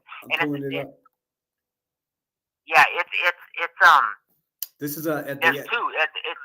This is the it's John F. Kennedy's assassination and Dr. Martin Luther King Jr.'s assassination. This is the official the FBI. Committee on Assassination. This is the official FBI website that we're on here. There's Lee Harvey, a fellow Marine. It's called the Committee on Assassinations, I think, and it's only two people. It's Dr. Martin Luther King Jr. and John F. Kennedy Jr. John F. Kennedy. Well, no, this ain't it. See, There's supposed to be 50 years lockdown on the report. It's a congressional hearing, whatever. I don't know all the technical stuff about it, but the Committee on Assassinations. I'm pretty sure that's what it's called. Yeah, it looks like That's how you would search it. the President John F. Kennedy Assassination Records Collection. I don't know. Okay, well, anyway, Donald Trump, first round of president, he was supposed to release it, and then he read it all, did it all, went through it all, and he said, "Nope, I can't. It's too much. This is national security is at risk." Whatever the hell happened, because obviously Lee Harvey Oswald didn't. You know, he didn't act alone. If anything, already okay. So at that time, after the 50-year limit was up, they said, it's funny how there's 51 people now. See how drama this is a drama community, bro. But anyway, I'm sorry to tank your channel, but okay, but listen. Supposedly, on this time around, when he was running for president, he said, "I'm gonna release all that information," and I'm dying to know that. I want to know who killed. I think the CIA. I'm gonna go on record and say I think the CIA killed him because he was gonna, or because him and his brother were gonna break apart the CIA. Remember, he said that remember Robert Kennedy said he was gonna dismantle and. Well, yeah, I mean, the definitely. CIA. Yeah, they should have gotten rid of it even before that. But yeah, that was one of his promises behind the scenes was to disband the CIA. And of course, with all the unchecked power that they wield, they're not going to let that happen. No fucking way. They're out having fun all over the world doing whatever the fuck they want. And here, because they're not even supposed to be involving themselves with this. And then other conspiracies that we can get into, like Iran Contras and stuff and shit. But so that's about. I'm surprised nobody had any other questions about what's up, T-Roll? Yeah, 100%. Oh, I don't. You see, that's the thing about me. If I don't know something, I don't comment on it. You know, I'm not gonna sit there and tell you how quantum physics works or string theory shit because I don't know nothing about it. You know, that's what separates me from the B10s of the world. When I don't know something, I'll mention it. Yeah. You know what I'm saying? I'll try. And unlike same here. If I don't know, since we're here, I don't know. you know, I heard Queen Bee say one time, if somebody asked her if you could meet anybody in the world, any past, you know that question, right? You know who she said? Of all the fucking people in history, this fucking dizzy ass broad said. What? Who? Tupac Shakur. Oh my god, man! I mean, look, let's keep it real. I wouldn't. Convicted rapist. I wouldn't mind meeting Tupac. I mean, just for a few minutes, but well, in the grand scheme of things, the first person that came to mind was JFK. I was like, you know what? If I could be anybody, it'd be JFK on that November. Was it November? On in Dallas, Texas, it'd be like, yo, bro, don't go. You know what I'm saying? Or Hitler push him off a cliff or something. There's that whole paradox question. If you could eliminate Hitler as a baby, would you do it? Like it's like Yeah, it's called the butterfly effect, right? Yeah, but if I could be anybody time, I thought of Hitler. I thought of Martin Luther King Jr. Huh? Well, why would you want to? Well, I mean, Hitler. Yeah, why would you want to meet that fucking evil? To throw that motherfucker off a cliff? What are you kidding me? I would murk that fool. I see what you're saying. I misunderstood. So I thought you were gonna fucking exchange like sketchbooks, man. What the hell? Oh, I'm kidding. I'm not sure who I mean. Tell us. Yeah, I thought of Hitler and murking his ass. I'm gonna take the next call, man. We've been on here for a while. I'm gonna go ahead and take the next call. All right, cool. All right, thanks for calling in, dude. I appreciate you. Everybody, tell me in the chat. Thanks, Cheese. All right, sorry, I just realized that phone call had gone on that long. So let's get some fresh air in here. Thanks so much, Cheese. Man, Cheese really knows a lot about that shit. It kind of overwhelmed me. I couldn't Google fast enough. But yeah, there's old Lee Harvey, dirty bastard. He definitely had something to do with it. I love Tupac too. I don't think he'd be the one person that ever lived that I would pick to meet. I don't know. Some people really like Tupac. I think I'd probably want to meet someone like Van Gogh. I'd like to be in the bar the night that Van Gogh lost his mind, cut his ear off. That would be fucking awesome. I would like to meet Jean-Michel Basquiat, just maybe his first gallery show in New York City at the Anita Gallery. That would be amazing because he went from being basically a vagrant to his paintings sell for just about as much as any other paintings have ever sold for. That would be cool. I don't know though, because I don't think he talks very much. I would want to have a conversation with someone in the past that I could actually sit down and talk to. Like, I think if I were to meet my favorite artist like Basquiat, it would be lame because he's not very social. So we just sit there and look at each other. Warhol would be cool, but I'd much rather meet Edie Sedgwick. She was one of the factory girls, and I think the 1962 It Girl or Girl of the Year in New York City. She was a fucking maniac. But she was basically just destroyed by the whole scene. It's a very sad, cautionary tale. Strange story about her. I've got my own conspiracy theory. She moved to Santa Barbara after she left the factory in New York City, and Warhol basically was really, really nasty to her. And she came back to Santa Barbara, where she was from, and her family's very wealthy. She married some local mailman, and then it's suspected that he may be the one that did her in. Although he was never charged with anything, it kind of looks like it. Not like you guys care. I did have someone call, but I was on the phone with Cheese, so if you want to call back, do it. Yeah, I'm not sure. I mean, I do have call waiting, but it won't do me any good if I'm talking to somebody. That's the only problem. I want to meet Valiant Thor. Valiant Thor. Why don't I know what that is? Let's see. Learning all kinds of things today. Cheese had my brain spinning.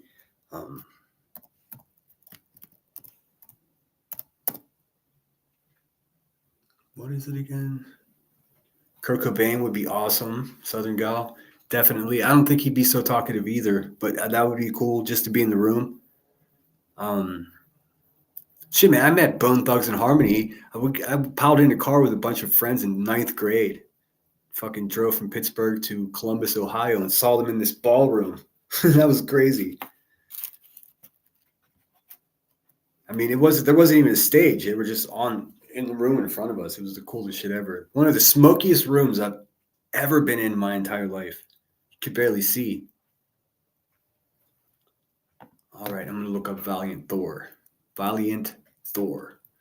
And thanks for the enunciation help earlier. Sometimes all you need is a little boost. You know what I mean? And it's getting dark in here. I can't see shit. Valiant Thor. I used to listen to this guy, Stone But Not Alone. I don't know if you guys know that guy. He used to go all over this stuff, the Anunnaki and all the, ancient manuscripts and shit. Really enjoyed that stuff. Let's see here.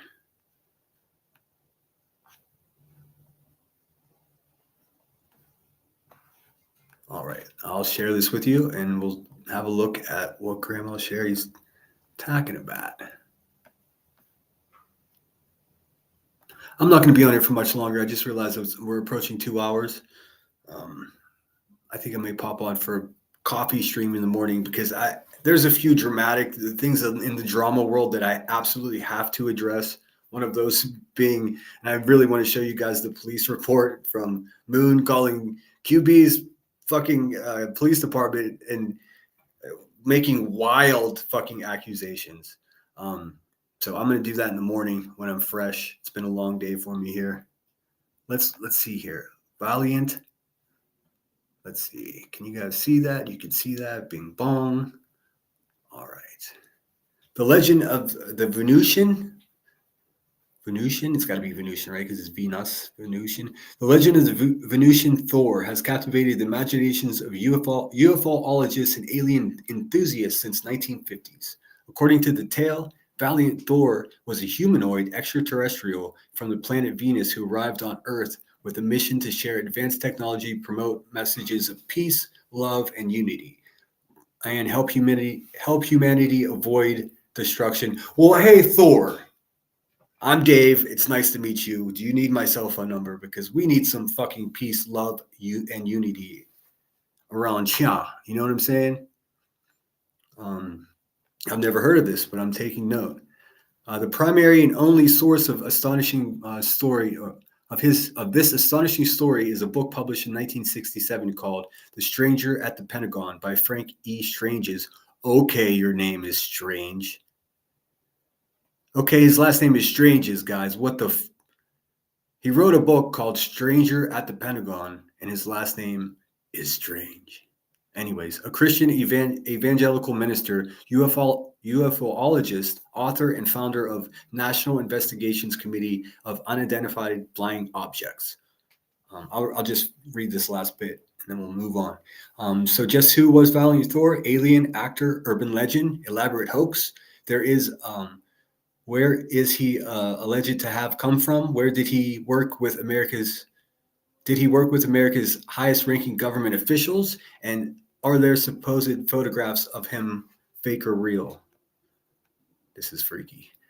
Let's take a trip back to the 1950s and attempt to shed some light on one of the strangest stories in the annals of UFO alien folklore. Oh, I'm getting a call. Give me 1 second, guys. Let me mute you.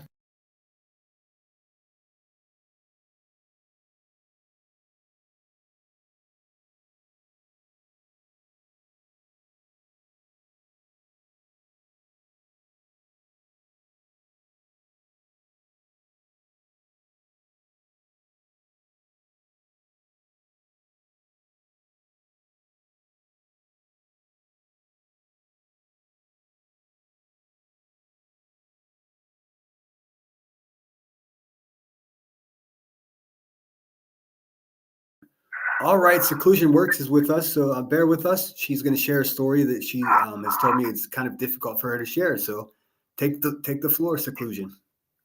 Before I start, all these years later, I still have bad nightmares about this creature. I have a journal account here of this creature. I wrote it down, I think about an hour after we got out of the area. It's from 2014, January 2014. I had not married my wife yet. She was chasing me, marry me, marry me, marry me. She's like, I don't know. He says, okay, let me show you where I'm from. Let me take you to the family cabin in northern Quebec. Okay. So she took me to the family cabin way up in northern Quebec. I mean, like the nearest settlement was like 10 miles away, So we got there. Beautiful place. Sitting right on a lake. There was snow on the ground. We were having this great time.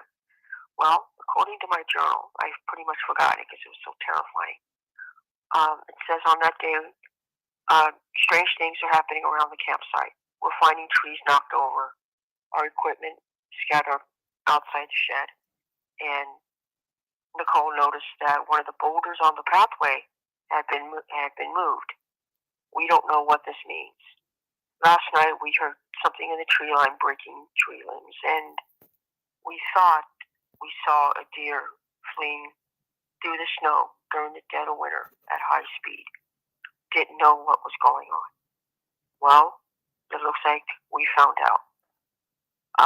I'm writing this entry as we approaching Val d'Or, and Nicole has not stopped speeding down this log road.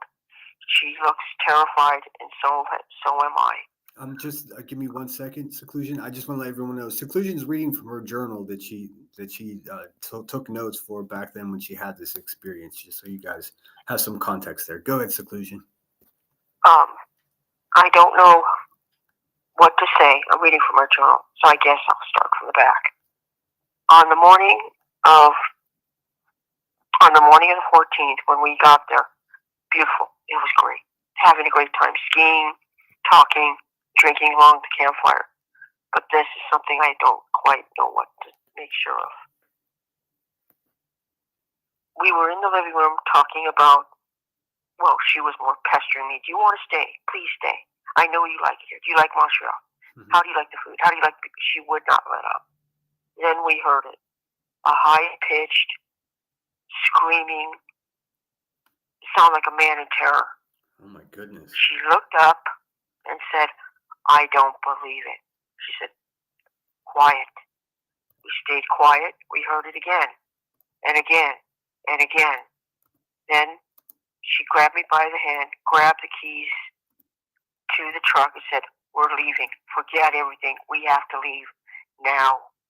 I said, what is going on? She said, shut the fuck up. We've got to get out of here now. It's coming for us. We ran towards the truck. I saw something in the tree line. I thought it was a deer. No idea. She said, get in now. Leave our things here. Someone will come and get everything. We've got to get out of the area. It is 2 degrees above zero, no jackets, long sleeve shirts, pants. We're leaving. No questions asked. We start to leave, and then I hear it again. I look at my then girlfriend, and I don't believe the look. Her eyes open in terror, and she's saying, we gotta go, we gotta go, we gotta go. We sped Scary. down the gravel or the road, and then we heard the howl. She said, it's got our scent. I turned around and said, don't look. Then I saw it. Chasing our truck was a creature looking like a walking skeleton. What the hell? Big, huge creature. And all I please, can see- excuse me. I'm not familiar. You said you mentioned Quebec and Yes. Montreal. I'm not. I can't. I can't. Were you closer Canada. to? And I know that, of Canada. course. I know. I'm trying to in my mind. I'm trying to relate the proximity of those two cities. I just can't in my head for some. Montreal is approximately 1 hour to maybe 45 minutes from the American-Canadian border. Where we were 4 to 5 hours, I'd say closer to 5 hours northwest of Montreal, and we were up in what you guys call the boonies. Okay. It's pristine. That's where the forest fires happened, up in that region. We were up in that area. Okay. I mean, it's pristine. I mean, it's old growth. The water up there is like crystal blue. It's like what you expect the forest should to look like. And what I forgot up on, I put something up on the screen here. This is Montreal and Quebec. Lores about different things that are found in the woods. There's something called a Wendigo. Wendigo. Let me continue. Okay. And I'll answer that. I turned around, referring back to my journal here, and then I see it. Huge. I estimated at the time to be standing anywhere from 9 to 10 feet in height, and it is chasing us. What I'm seeing on its hands are claws. And then I see something I will never forget. We hit something on the road that forced the vehicle to stop. Nicole is screaming, don't do this to us, don't do this to us. It approximately got 21 feet away, and I could see the glowing red eyes, the face, the face. I will never forget. It opened its mouth and flicked a tongue. It looked awful. The body was nothing but a skeleton. It looked awful. Its face, look, I can't describe it. Its teeth are long and jagged. We decide we're going to give it one last time, and somehow, by the grace of God, the truck freed itself. We sped down the country road. We managed to hit what they call the civilized road. It's a dark, like pavement, I suppose you call it. We got there. We spun out. We were facing the creature, and there it was. It threw back its head and howled at us. That scream. As I began to cry and scream myself, Nicole tells me to shut the fuck up. She turns the truck southwestern for us to get away. The last thing I see is this creature standing on that gravel road, screaming its head off. We manage to get to Val-de-Roi safely. As we get there, Nicole tells me, you are not to breathe a word of this to anybody. You understand me? Not until we get home. You don't discuss it with these locals. Come on, we're going home. We went to the airfield. We caught the bush plane home to Montreal. My journal later records we discuss it later with our family. And then they tell me the legend of the Wendigo, what it truly is. I remember throwing up in the trash can because I was so terrified. When I later did research, I realized, this is me out of my journal, I had encountered a mythical, supernatural beast that is a cannibal. It was on the hunt. It was looking. It wanted food. We were the food. So and scary. The creature that we later described to a First Nation shaman, I believe it was I think he was Cree. He explained that it was a young Wendigo, inexperienced, not known, doesn't know how to hunt, and it had probably caught our scent sometime when we were playing outside, snow fighting, snowmobiling, whatever. We probably crossed its path, and it attracted us thinking food. That part of Quebec is known for Wendigo activity.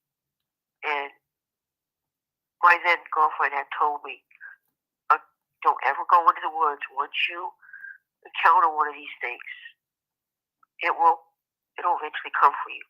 The only defense against these things, believe it or not, are cities. It's scared of cities. It doesn't like the activity. I have not been in a forest or a wooded area since then. When people laugh and say, it doesn't exist. This thing, its eyes, glowing, coal, red. I've never seen a red like that. And to this day, I still have nightmares, and I hear its howl in my nightmares. I hear it. Till this day, I turned into a basket case. Some joker played the Wendigo scream, and I started to scream and shout, no, no, no. And he said, is that what you want? I said, turn the damn thing off. I'm shaking now because it wanted us. It was going to get us, and if she hadn't recognized the howl, I'm sure when we went back outside, it would have. No, I meant I can't help but have noticed that you said your wife told you it has our scent. Typically, I mean, for those of you out there that don't know that, typically it's if a stalking, prowling animal will if you're camping and a bear wants to get you, or let's say a mountain lion wants to get you, in case they're hungry or there's something wrong with them, they'll come and sniff your stuff while you're sleeping, and they'll just leave, and then they'll be able to track you for the rest of your fucking life if they want to. Exactly. So typically, once they get your scent, they don't finish until they get you. So, I mean, have you been back to that area since?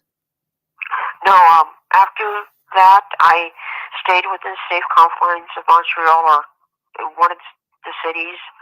I never went back.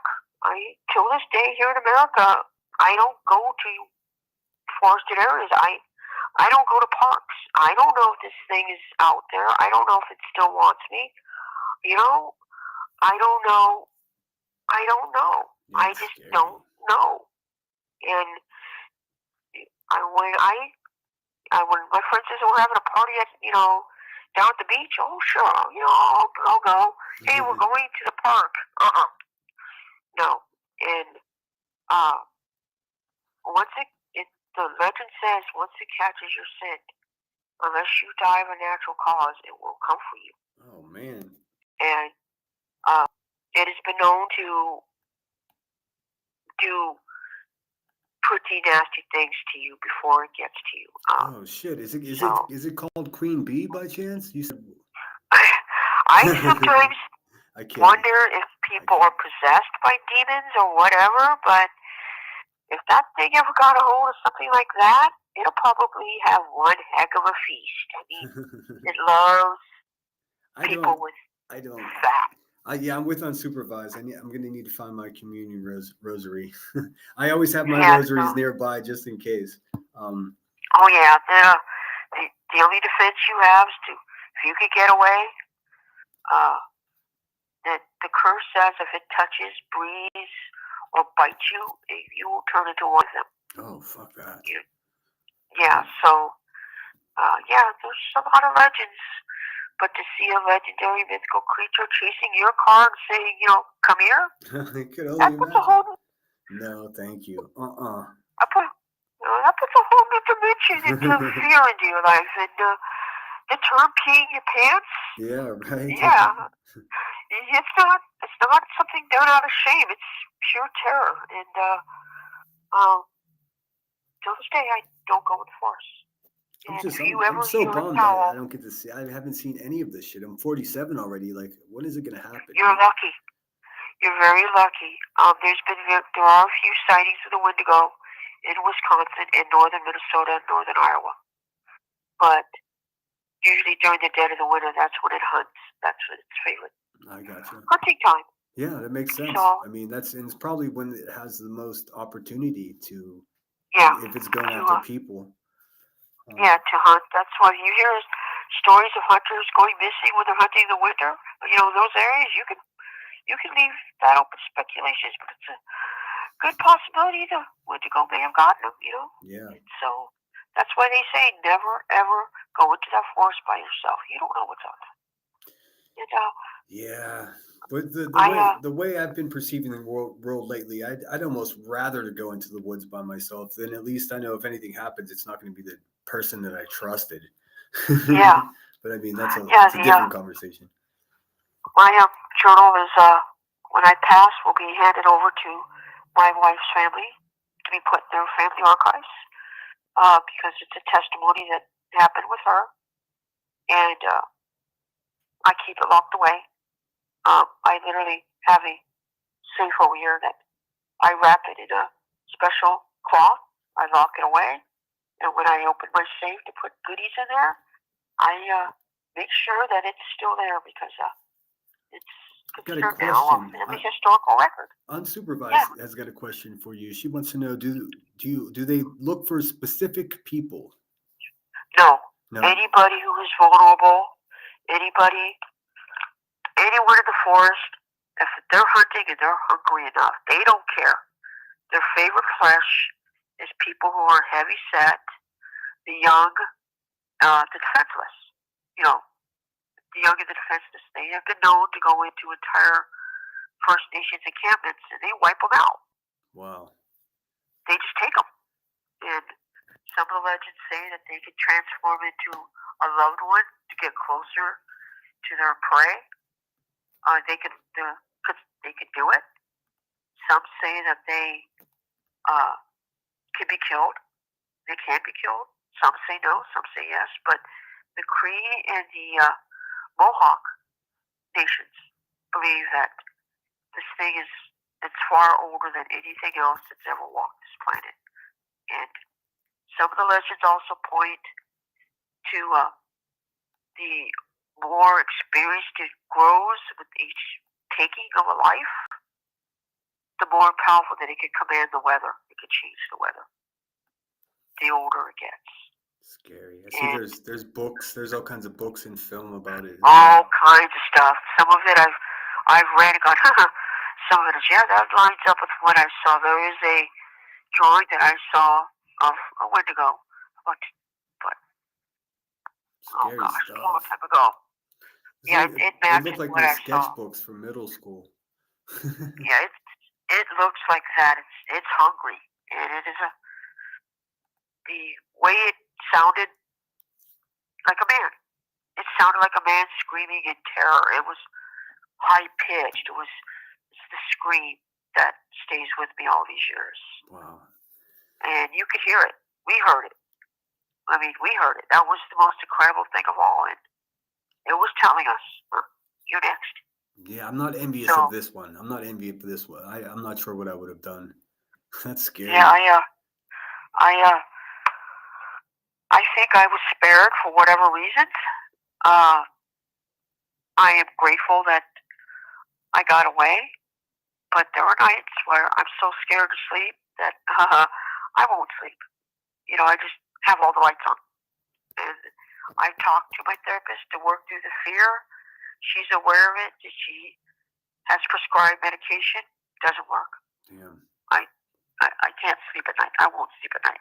I have a difficult time sleeping as well. Yeah, Yeah. but that's my weird tale from my life, is encountering a supernatural creature that chased us and said, "Come here, you're ours. I want to eat you." It's so weird. It's so cool. I mean, hey, I'm glad you're here to tell the story. Yeah. Do you think do you think if it would have been well, you said it was 2014? Yes. Okay. So 2014. did you have a cell phone with you? And where we were, there was no reception. Oh, I see. We were that far out of civilization. We had a radio in the cabin, but we were too terrified to think about using it. I mean, it was like you feel your blood, the saying, your blood turns cold. That's what it felt like. All she said was, "We're leaving."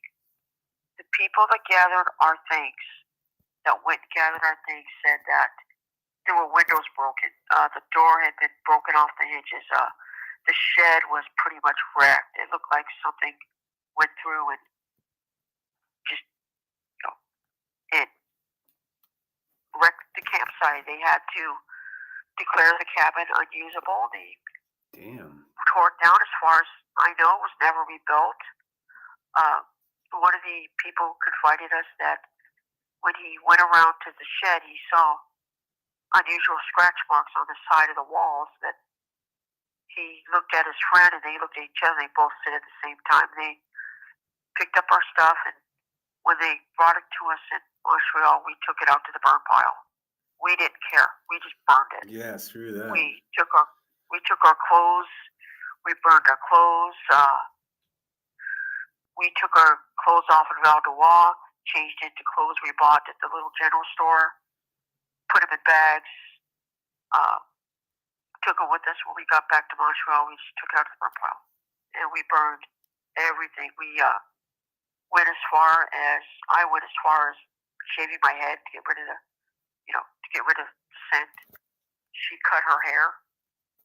Oh man. We got rid of our jewelry, our watches, anything we had on us, and we scrubbed head to toe for days on end.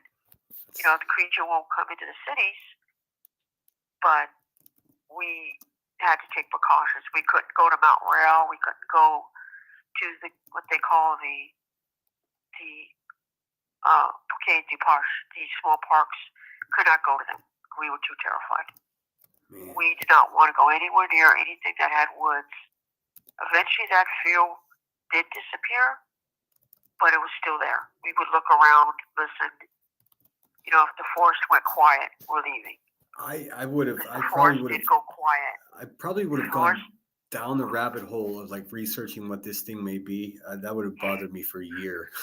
I mean, at least a year. Yeah, it terrified us. And when we met with the shaman, and he confirmed that, yes, we saw a juvenile. And he was really great. He did a purification ceremony for us. Informed us that the Great Spirit was with us, and he gave us a smudging and pronounced that we were purified, but held up a finger. So once it got your scent, no matter how many times you clean yourself, you will. Yeah, animals that hunt and stalk, predator animals, they catch the scent of your breath. I mean, you can't really wash your. You can't. Yeah, you can't wash that. That's it. I mean, each individual has their own scent. Oh yes, that was probably, of all the things in my life I've been scared by. I got scared by a freaking earthquake when I was a kid. I think this creature, not even being sick, even equates the terror that I felt to see that thing chasing us at high speed. It tried to keep up, but I'm glad we outraced it. And when it was 21 feet behind us, to realize we were that close, that's scary. To see 21 feet, when you think about it, it's not that far of a distance. And you could see its eyes, you could see its antlers, you could see its body shape, the talons, you could see the antlers. You're in trouble. You've got to get away. It's going to pounce. And I truly believe what that was a creature not of this. It's there. It's their hunting ground. Stay out. Don't go. Let them take the wildlife. Let them eat it. Fine. No, Leave me alone. Yeah, I would. So- I see that. I'm freaked out by this, particularly because I love camping by myself, and I love camping in the deeper the woods, the better. The further away from people, the better it is for me when I camp alone. And I've heard shit. Like I camped in 29 Palms, and I've heard. I don't know if you've ever been in a place where the coyotes get the cackling, and that's scary. and they get it. It's almost like a harmonious. It's almost like not harmonious, but like yeah, they're almost doing it in harmony where it starts to make other noises that don't sound like a fucking coyote. And I remember getting scared in my tent by myself, and then I had to snap myself out of it. It was like they're just fucking coyotes. They're not even going to come to your tent, But the sounds that they make were freaky as shit. Like the creepiest noises. It sounded like people at some point, Yeah, that they were talking. That's what we thought at the time. But when we heard the shift from that howl to sound like a man screaming, that's when she looked up and goes, "Oh my God, no, not here." Man. No. And I thought it was coyotes at first. I thought, wild wolves around here? Yeah, macho mule. Quebec's home to temple wolves. I'd seen a few of them in the distance, but that was probably the weirdest and most freakiest thing. And to the day I meet our Lord and I ask him, why is that thing walking the earth? I also have a billion other questions for him, but that one, I believe that it showed itself to say, you think you're civilized? Have a nice day. Right. You're not civilized compared to me. I'm blowing your ideas of being civilized out of the water. I distinctly remember when we, on the plane, looking at each other, just not saying a word. We just held hands, and when she said, "We're not going to talk about this," I'm taking notes here. I'm gonna watch the longest documentary I can find on YouTube about this as soon as I'm done here, because I'm gonna save the. I guess there's lots of drama going on tonight. I'm not gonna fuck with any of that till tomorrow. But no. I if you get into this, I have to warn you. When you get into this, it will make you rethink what is a monster. It will do that to you. And I beg you, sinner, don't go looking for it. No. Don't. I can only fight one monster at a time, and right now the monster I'm fighting has a YouTube channel, so I think I'm okay. Yeah. But I beg anybody listening to my voice, don't go looking for it. Leave it alone. Just stay in civilization with your nice little cell phones, your cars, YouTube, your games, your food. Don't go looking for this creature. You don't want it. You won't catch me looking for this creature. No way. But I beg you, sinner, be very careful with this thing. This thing is not. No. I'm simply talking about just checking out a few YouTube videos. I'm not that motivated to go to the woods at all to find any strange animals. Good. Just life in the city is just as dangerous enough for me. I don't need to go out and find other. Yeah, I like my 7-Eleven and my Taco Bell and my Dunkin' Donut, my Krispy Kreme down the street. Thank you very much. Yes, I'm a Dunkin' fan myself. I'll spoil myself with a fancy Starbucks occasionally, but let's face it, Dunkin'. You see what I mean? Modern conveniences do me just fine. Thank you very much, including my Taco Bell and my ice cream. Yeah. Thank you very much. Yes. But thank you for letting me relate this tale. Now I'm going to go drink a soda and probably go have some ice cream because I'm shaking in utter terror, opening that journal and relating that terrible story. Well, thanks again. I'm scared again. Thank you so much for sharing. It was so fun to hear about how you met your wife last time you called in, and this time you got creatures in the woods that you experienced. So you got tons of stories. Keep calling. I think that's what bound us is that one incident, because after that we seemed a lot closer. I caved in and said, all right, you know what? Here's my American passport. Take it. And I distinctly remember the day I took Canadian citizenship. the day I took it. I took dual citizenship, but the day I took Canadian citizenship, I took my American passport, walked into her office, and she said, well, I said, look what came in. And I threw my American passport. I said, could you put that in the safe? I never want to look at it ever again. Yeah, that's for She laughed at extreme me. emergencies only. She stood up. She came around. She goes, you're staying? I said, yes. She goes, okay, I got one question for you. She says, come on. Wait, let me make a couple phone calls. But anyway, that's another story. That was the day that I realized that I was going to stay. And, I could still go back. I could still live there. I still have my citizenship. I still have that. But moving back in my critical state, I won't survive the trip. I cannot do it. I want to, but no, I still have my passport. It's sitting right in front of me right now, as a matter of fact. It's right there. Yeah. I've been to Toronto a couple of times, but I was nowhere near the woods. I was in the city. There were a couple of monsters there, though. Yeah, there's some freaks in Toronto. There's some weirdos over there. I went up there to see Radiohead because they weren't coming to Pittsburgh. And weird city, isn't it? Quite a show, yeah, quite a show. It was fun though. It was fun. Fun city. Fun city. It's very modern. Yeah, I remember that weekend. That was super poor that weekend. I think it was like in between paydays. It's whenever I was when I was trying to just work a normal job before the painting started getting in galleries. So I remember being so poor and telling myself, I need to come back to Toronto when I actually have money to like check out stuff. And I just never went back. If you want to see you want to feel the true heartbeat of Canada, Ottawa and Montreal. Ottawa will blow your mind. It is super gorgeous.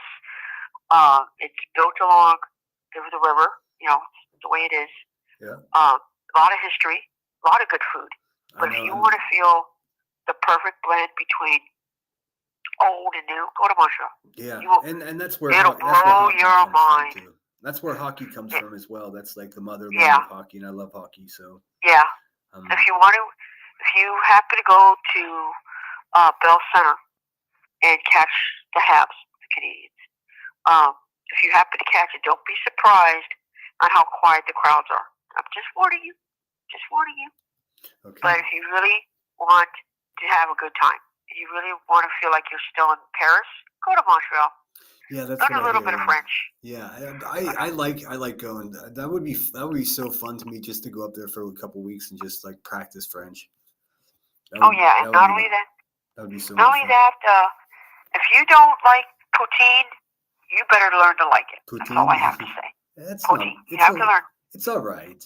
It's all right. Oh, I love it. I have it twice a week. I eat it twice a week. But awesome.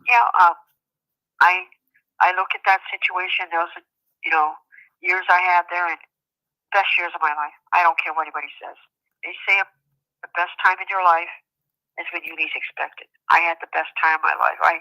The time I was there, I would look at American newspapers or look at the Americans misbehaving and look at my wife and go, did I behave like that? No. People, it's a very wonderful, I have nothing but happy, wonderful, pleasant memories of time there. That's awesome. So, but I recommend it. Anybody, despite what's going on over there in D.C., if you really want to, I hope that'll disappear and you can go back up there and people can have a good time.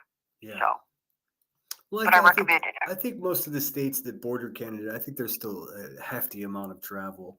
But you're right. The politics are making shit weird. I've always had nothing but love for Canada. Oh, yeah. The funniest thing I did is Nicole's nephew said, come here. All right. He took me to a town that is literally divided by the Canadian border. Literally. Right? It's divided, okay? And so he stood on the Canadian side of the border. And I looked across the border and I said, what is that? Just Americans. And so he picks up his beer can. He drains his beer can. He stands on the other side of the border, throws it at the border control, and says, there you are, you Americans. Love from Canada. And I'm like, stop. They're going to arrest you if they can't. They can't cross. You see that? Can't cross that. So he's walking back and forth, takes a cigarette, flicks it at him. He says, "Yeah, come over here. Come over here. Start a war. Get over here. Come on over here." And I'm mortified. I'm thinking he's gonna start some trouble. So then he did this right at the border. I said, "Stop." He gave them a showing of his backside, and he says, "Here you go." I'm standing there going, "Oh my God, these people are going to lose it." So my wife walks up and she shouts, "What are you doing?" She grabs me. She says, "Get away from the border." And he turns around and goes, "Oops." Whoops. And she said, "What are you doing?" She pulls me about 50 to 60 feet away from the border further. She says, "You have not taken your citizenship." "Yes, what about it?" "You are still American." Those border, you see those people over there? They've been known to grab Americans on the Canadian side and pull them over and charge them with illegal border crossing. That's funny. I think you probably end up sitting in office for 6 hours or something annoying, but I don't know. I don't know if the charge would be for that.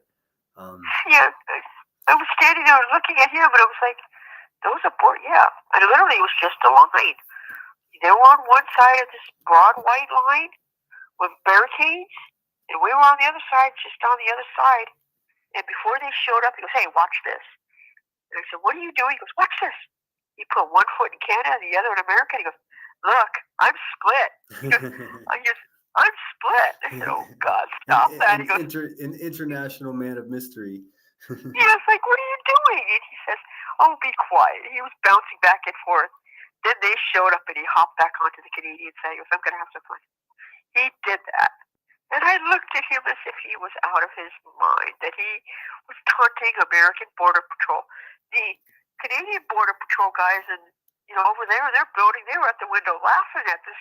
And I'm thinking, don't do this. But yeah, literally, there was a barricade. Like you walk across, what you do is you check out of the Canadian customs. You go across the border to the American side. On their side, they have all that formality over there, all that. The Canadians are so informal about everything while you crossing the border. But when you go over that barricade, you can actually stand on the border, and you're between two countries. You are actually standing. It's such a neat experience. And that's cool. I've never done it there on the international border, but there's a place in was it out by the Hoover Dam where you're like in 3 different states, Arizona, Nevada, and the Four California. Corners.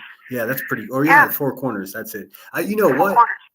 So speaking of, this is the closest I've been. Like, I've never been to the border and messed with the Border Patrol, but I was out at the Hoover Dam at Lake Mead, and we rented jet skis, and I had no idea. And this was not long after 9/11, so you can imagine what security was like. I didn't know. I took the fucking jet ski right up to the dam and like had 3 weapons pointing at me from different towers, and a megaphone like, "Turn around now." I'm like, "What the fuck is going on?" Yeah, because they're worried of someone riding up there and damaging the dam. I didn't realize I was right against the fucking thing. That was scary. I just turned around and took off. Sorry, guys. Those Border Patrol guys, they had their rifles, they had their vests, their little caps, and every time he did something, you could tell they just wanted to punch him. And I was like, he's like, "Yeah, come over here, start an international war. Come on, we can kick your asses. You people don't know how to fight. We burned your White House during the war. You remember that?" And I was like, yeah, and I was like, "Oh, I'd forgotten that."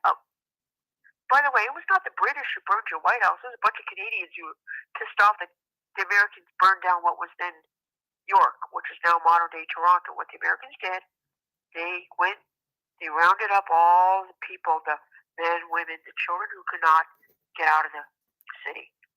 The Americans massacred them. The men were out fighting for the British, and the Americans went over and they destroyed, they burned. There are stories in the Canadian history books that will tell you what they did. You know I'm taking notes over here. The Canadians came back. The males came back. I think it was John Markham, if I remember my history right. He came back, and the man thought, "Where's our homes? Where's our wives? Where's the kids?" And they found one lone old man on the ground. He had severe burns, and they said, "What happened to you?" He lifted it. He said, "The Americans." And then he passed away. He lived long enough to say something. Jeez. Well, they just got back from this long excursion, really long excursion. They marched all the way from then York, which is now modern day Toronto. They went all the way to D.C. They hooked up with the British forces. And they said to the commander, the Americans killed our families. We want blood.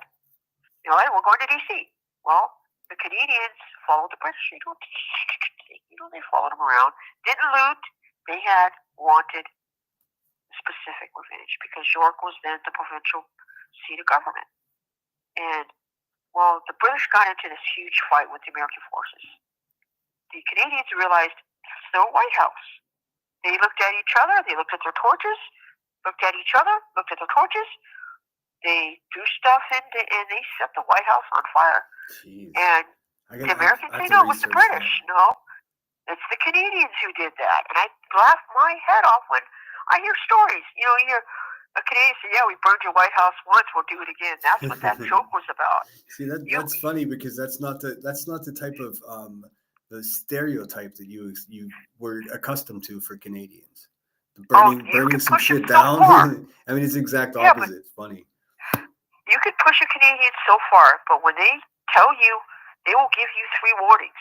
That's it. If you don't listen, that's your own damn fault. But they, right after they burned the White House, they dusted their hands off, formed ranks, and said, can we go home now? And they marched all the way back the route they came. They cleaned up York, and they redesignated it Toronto, which is an Indian name, First Nations name. They renamed it Toronto, and there is a memorial park where the mass graves are located. Until this day, it is said that at certain times of the year, you can hear the crying, screaming, and you can hear the actual crackle of the flames. You know, you can hear them. And so Toronto today, that's why Toronto looks the way it does. You look at Toronto, you're like, you're an old city, but you look ultra modern. The Americans burned all the way to the riverfront, all the way up to I think it was Vaughan. They burned the city to the ground. They didn't care who they killed. They killed every living individual they could find because, well, that's war. And the Canadians did not like that. Until this day, when you hear that guy up in the White House, I'm going to go take your country. There's one slight problem. The Canadians have not forgotten what you did, and they will not forget. You know, you think you guys are going to take Canada? No. You know, and that's an entirely different issue. But listen, nobody ever thought that. I'm not going to get into that because that slips into politics. But nobody ever believed that we're going to make fucking Canada a state of this country. That's just it's insane to even have that conversation. You know, it's crazy. Yeah. You didn't know that about Canadian history? You didn't know? No, I didn't. I didn't know that they had there was an incursion at the White House. Oh my! I'm not. I'm admittedly not much of a historian buff. I'll dig in certain subjects. Like I can obviously tell you about American artists until the sun comes up. But history, I have a bunch of blind spots when it comes to history. I admit it. I'm not going to sit here and pretend I know everything. But I definitely took notes to look at that. I want to see. Yeah, they burned the White House. That's all they did. That's it was to them. You burned our building. We're going to burn yours. Have a nice day. You know, and that's they didn't steal anything else. They didn't want anything else. They had a chance to make up with those priceless treasures. Didn't do it. They just burned it, formed ranks, and marched their happy little tails all the way back. You know, they were happy that they got their revenge. They were very happy that they took the revenge status quo and said, we're done with you. You know, and it's ironic now when you think about it that the Americans say, no, the British did it. Nope. Yeah. And like my Canadian history book, I have my history book behind me where there's tales of the Americans realizing, we're not going to do this again. So, yeah, Canadian history is very different from what the Americans have written about that war, about the entire conflict. So. Well, yeah, I mean, I've always been aware of the fact that they were, Canada was run by Great Britain. So I mean, it was a strange. Oh, and France. Yeah, in France. I mean, in the way of dealing with America, it was. I'm going to get in over my head. I mean, in my head, it was always more influenced by Great Britain than it was France. But Oh, it was. I mean, and It was. specifically, It was like, more or less a border war. yeah, It was more or less a border war. You know, that's all it was. It just got out of hand, and you know, you kind of giggle about stuff now. You're like, man, you guys really, yeah. And there are parts of when you walk along the border, especially in the more remote parts, you know, like Saskatchewan and down towards Manitoba, over towards Alberta. If you walk along the border and you happen to approach the border, you will see these little stones. You're like, what are those? Those are the actual border markings. And you're like, where's the guards? There are no guards. oh no. So you just have to Slip across figure the it out. border. You can slip across the border. There are sections that, in Maine is a good example. You could slip into Canada undetected. Do you know that? There's nothing they can do. Well, I have buddies that told me, I thought they were tall tales, but they have buddies that are from Upper Peninsula, I guess, Michigan, and they said they would sneak across because you only had to be 18 to drink up there. So they would go over and party, and there were bars like super accessible, just not too far on the Canadian side of the border that would accommodate to these kids sneaking across to drink. Yeah, having a good time. Yeah, it's strange. You know, my time there, I look at America after all the time that I spent there. I look at America going, okay, you know what? I think I'm going to go drink a nice cup of coffee, go eat a pastry, go sit in my nice little cozy apartment and mind my own business because I don't need this. Right. I'm just going to let America do what it wants. And yeah, I'll just let America do what it wants. So, but I have the greatest respect for the military. Again, I respect you greatly because you are a former Marine, and anybody who puts up with that type of stuff has my utmost respect. I appreciate that. And I appreciate that. I wanted to tell you that, you know, there's a lot of talk going around, you know, you're this type of evil guy, you know, you're out of your mind. That's not the person I'm dealing with. Yeah, I mean, you know what? everybody giggling. has a reason. Yeah, I do appreciate that, and I do get a lot of support from you guys. Yeah. I'm just glad that when you say you're an ex-Marine, my ears perked up and say, he's a Marine? No wonder why he acts the way he does. Those Marines are crazy. Well, yeah, I got you guys. Well, it's funny that people that aren't familiar with I don't know. It's difficult to even get into. The exact thing that is a characteristic of being a Marine is what gets criticized by people that have no idea what they're talking about. Like he's too gruff, he's too honest. I just don't. I truly can't give a fuck anymore. I do my best. I'm glad you feel that way. It is a wonderful thing when you have that attitude. When you look at everybody and say, you know what, leave me alone. I'm going to go over here, eat my pastries, drink my coffee. You know, leave me alone. Don't start any trouble with me, and I'll leave you alone. Fair? That's the way. It's a good way to live, and I wish some people would take that attitude and maybe just, you know, take that in mind. That just leave people alone, because you know, it's not a bad way to live. The I don't give a damn attitude does work in life. It does work. So there. Anyway, thank you for letting me speak. I love you guys dearly. Everything's going pretty good so far. I got my poor doctor looking at me scratching her ear, but that's nothing out of the ordinary. My mom is still in the hospital with double pneumonia. I have been monitoring her twice a day, so I have a lot on my plate. So if I'm quiet in chat, I'm not angry at anybody. I'm just not sure how to process all this.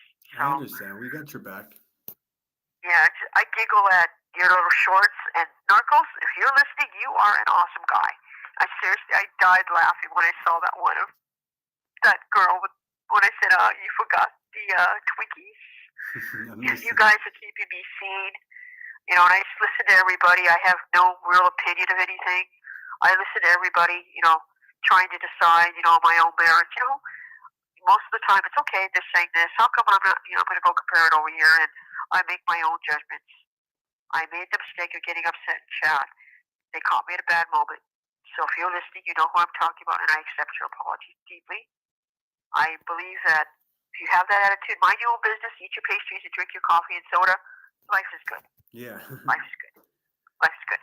But anyway, I put up on God the bless screen you. for you. I put up on the screen for you so people could see how laughable the Alberta border crossing is there. That's going into Canada. That's facing into Canada. Please, and it says, there's a sign there that says, "Hey, please don't like litter." Yeah, That's, don't litter. That's about it. It's like, yeah, don't litter. That's funny. If you drink, don't drink and drive. Please obey the laws. Protect our environment. What's the other one? What's the other one I crack up about? What's the other one? Please watch out for the moose. Please watch out for the moose. I saw a lot of that in Montana as well. Yeah, Moose yeah. signs. Watch out for the moose. Yeah, when you have a moose show up on show up on the middle of the street, chasing or running down the street, and you just sit there and go, "Yeah, what do you want?" I've seen videos of people getting trapped like behind their car with the moose. The moose not even menacing, just kind of not moving. So they didn't want to try to get past it. You just gotta wait. Don't mess with it. Just gotta fucking wait. That's it. If you have a cup of coffee or a snack in your car, you better turn off your engine and just let the moose do what it is. Because if it hits your car, you're not going to have a car. You're not going to have a car. And if you're lucky, it won't kill you in the process. These idiots running up to these moose thinking, I'm going to touch it. Yeah. You pet the damn thing and then it kicks your ass. What do you expect the damn thing to do? That's exactly what they do as well. They'll turn around and just kick you and break all of your ribs in one kick. Yeah, it's like when you're standing there and you stick your head out of the car window and go, "Do you learn anything?"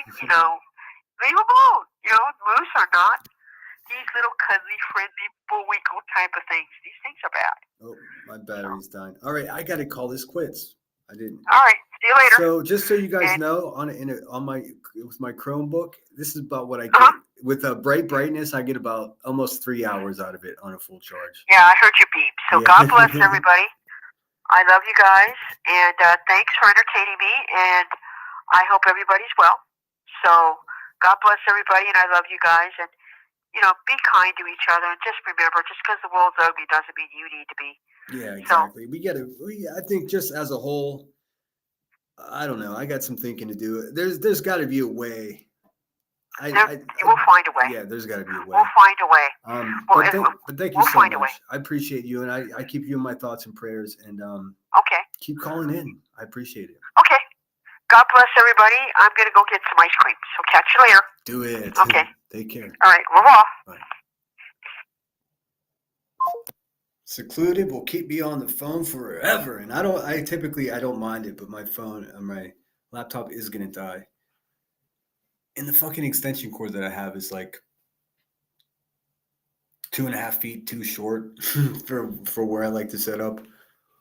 Oh well, thanks everybody who called in. I appreciate you guys. And like I said, those of you that want the drama, tomorrow will be the drama day. And then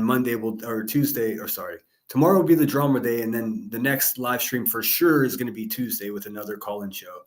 Because as you can see, there's only 32 people here. But I don't give a fuck. It's 32 of my favorite people. And I enjoy this. I'd rather sit here and take phone calls all day long than fucking talk about some menacing crackhead, honestly. I already see. The thing is, what I got upset today because I feel like I've already won the fucking argument, and then I have somebody that's supposed to be like an ally of what's right just completely throw me under the bus. But I'm going to leave that on the morrow. And I do appreciate each and every one of you for being here. As always, Queen Bee, you can get suck a fat bag of dicks, lady. You are just proving who you are.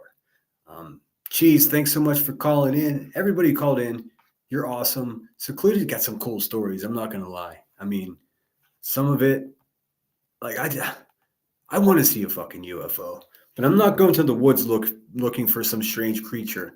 You won't catch me doing that. But I might find myself a documentary about them to watch.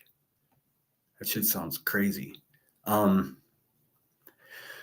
Like I always say, if you find yourself in an emergency and that oxygen drops down, you got to put it on yourself because it's vital that you take care of yourself first. Because if you don't take care of yourself, then it's impossible to take care or help anyone else. And ultimately, the meaning of life is to look out for other people and help other people. So the first step in doing that is taking care of yourself. And I urge each of you to do that. Stay well, do the right thing, fight the good fight, and fuck the bad guys. Thanks for being here, guys. Until we meet again, Sinner out.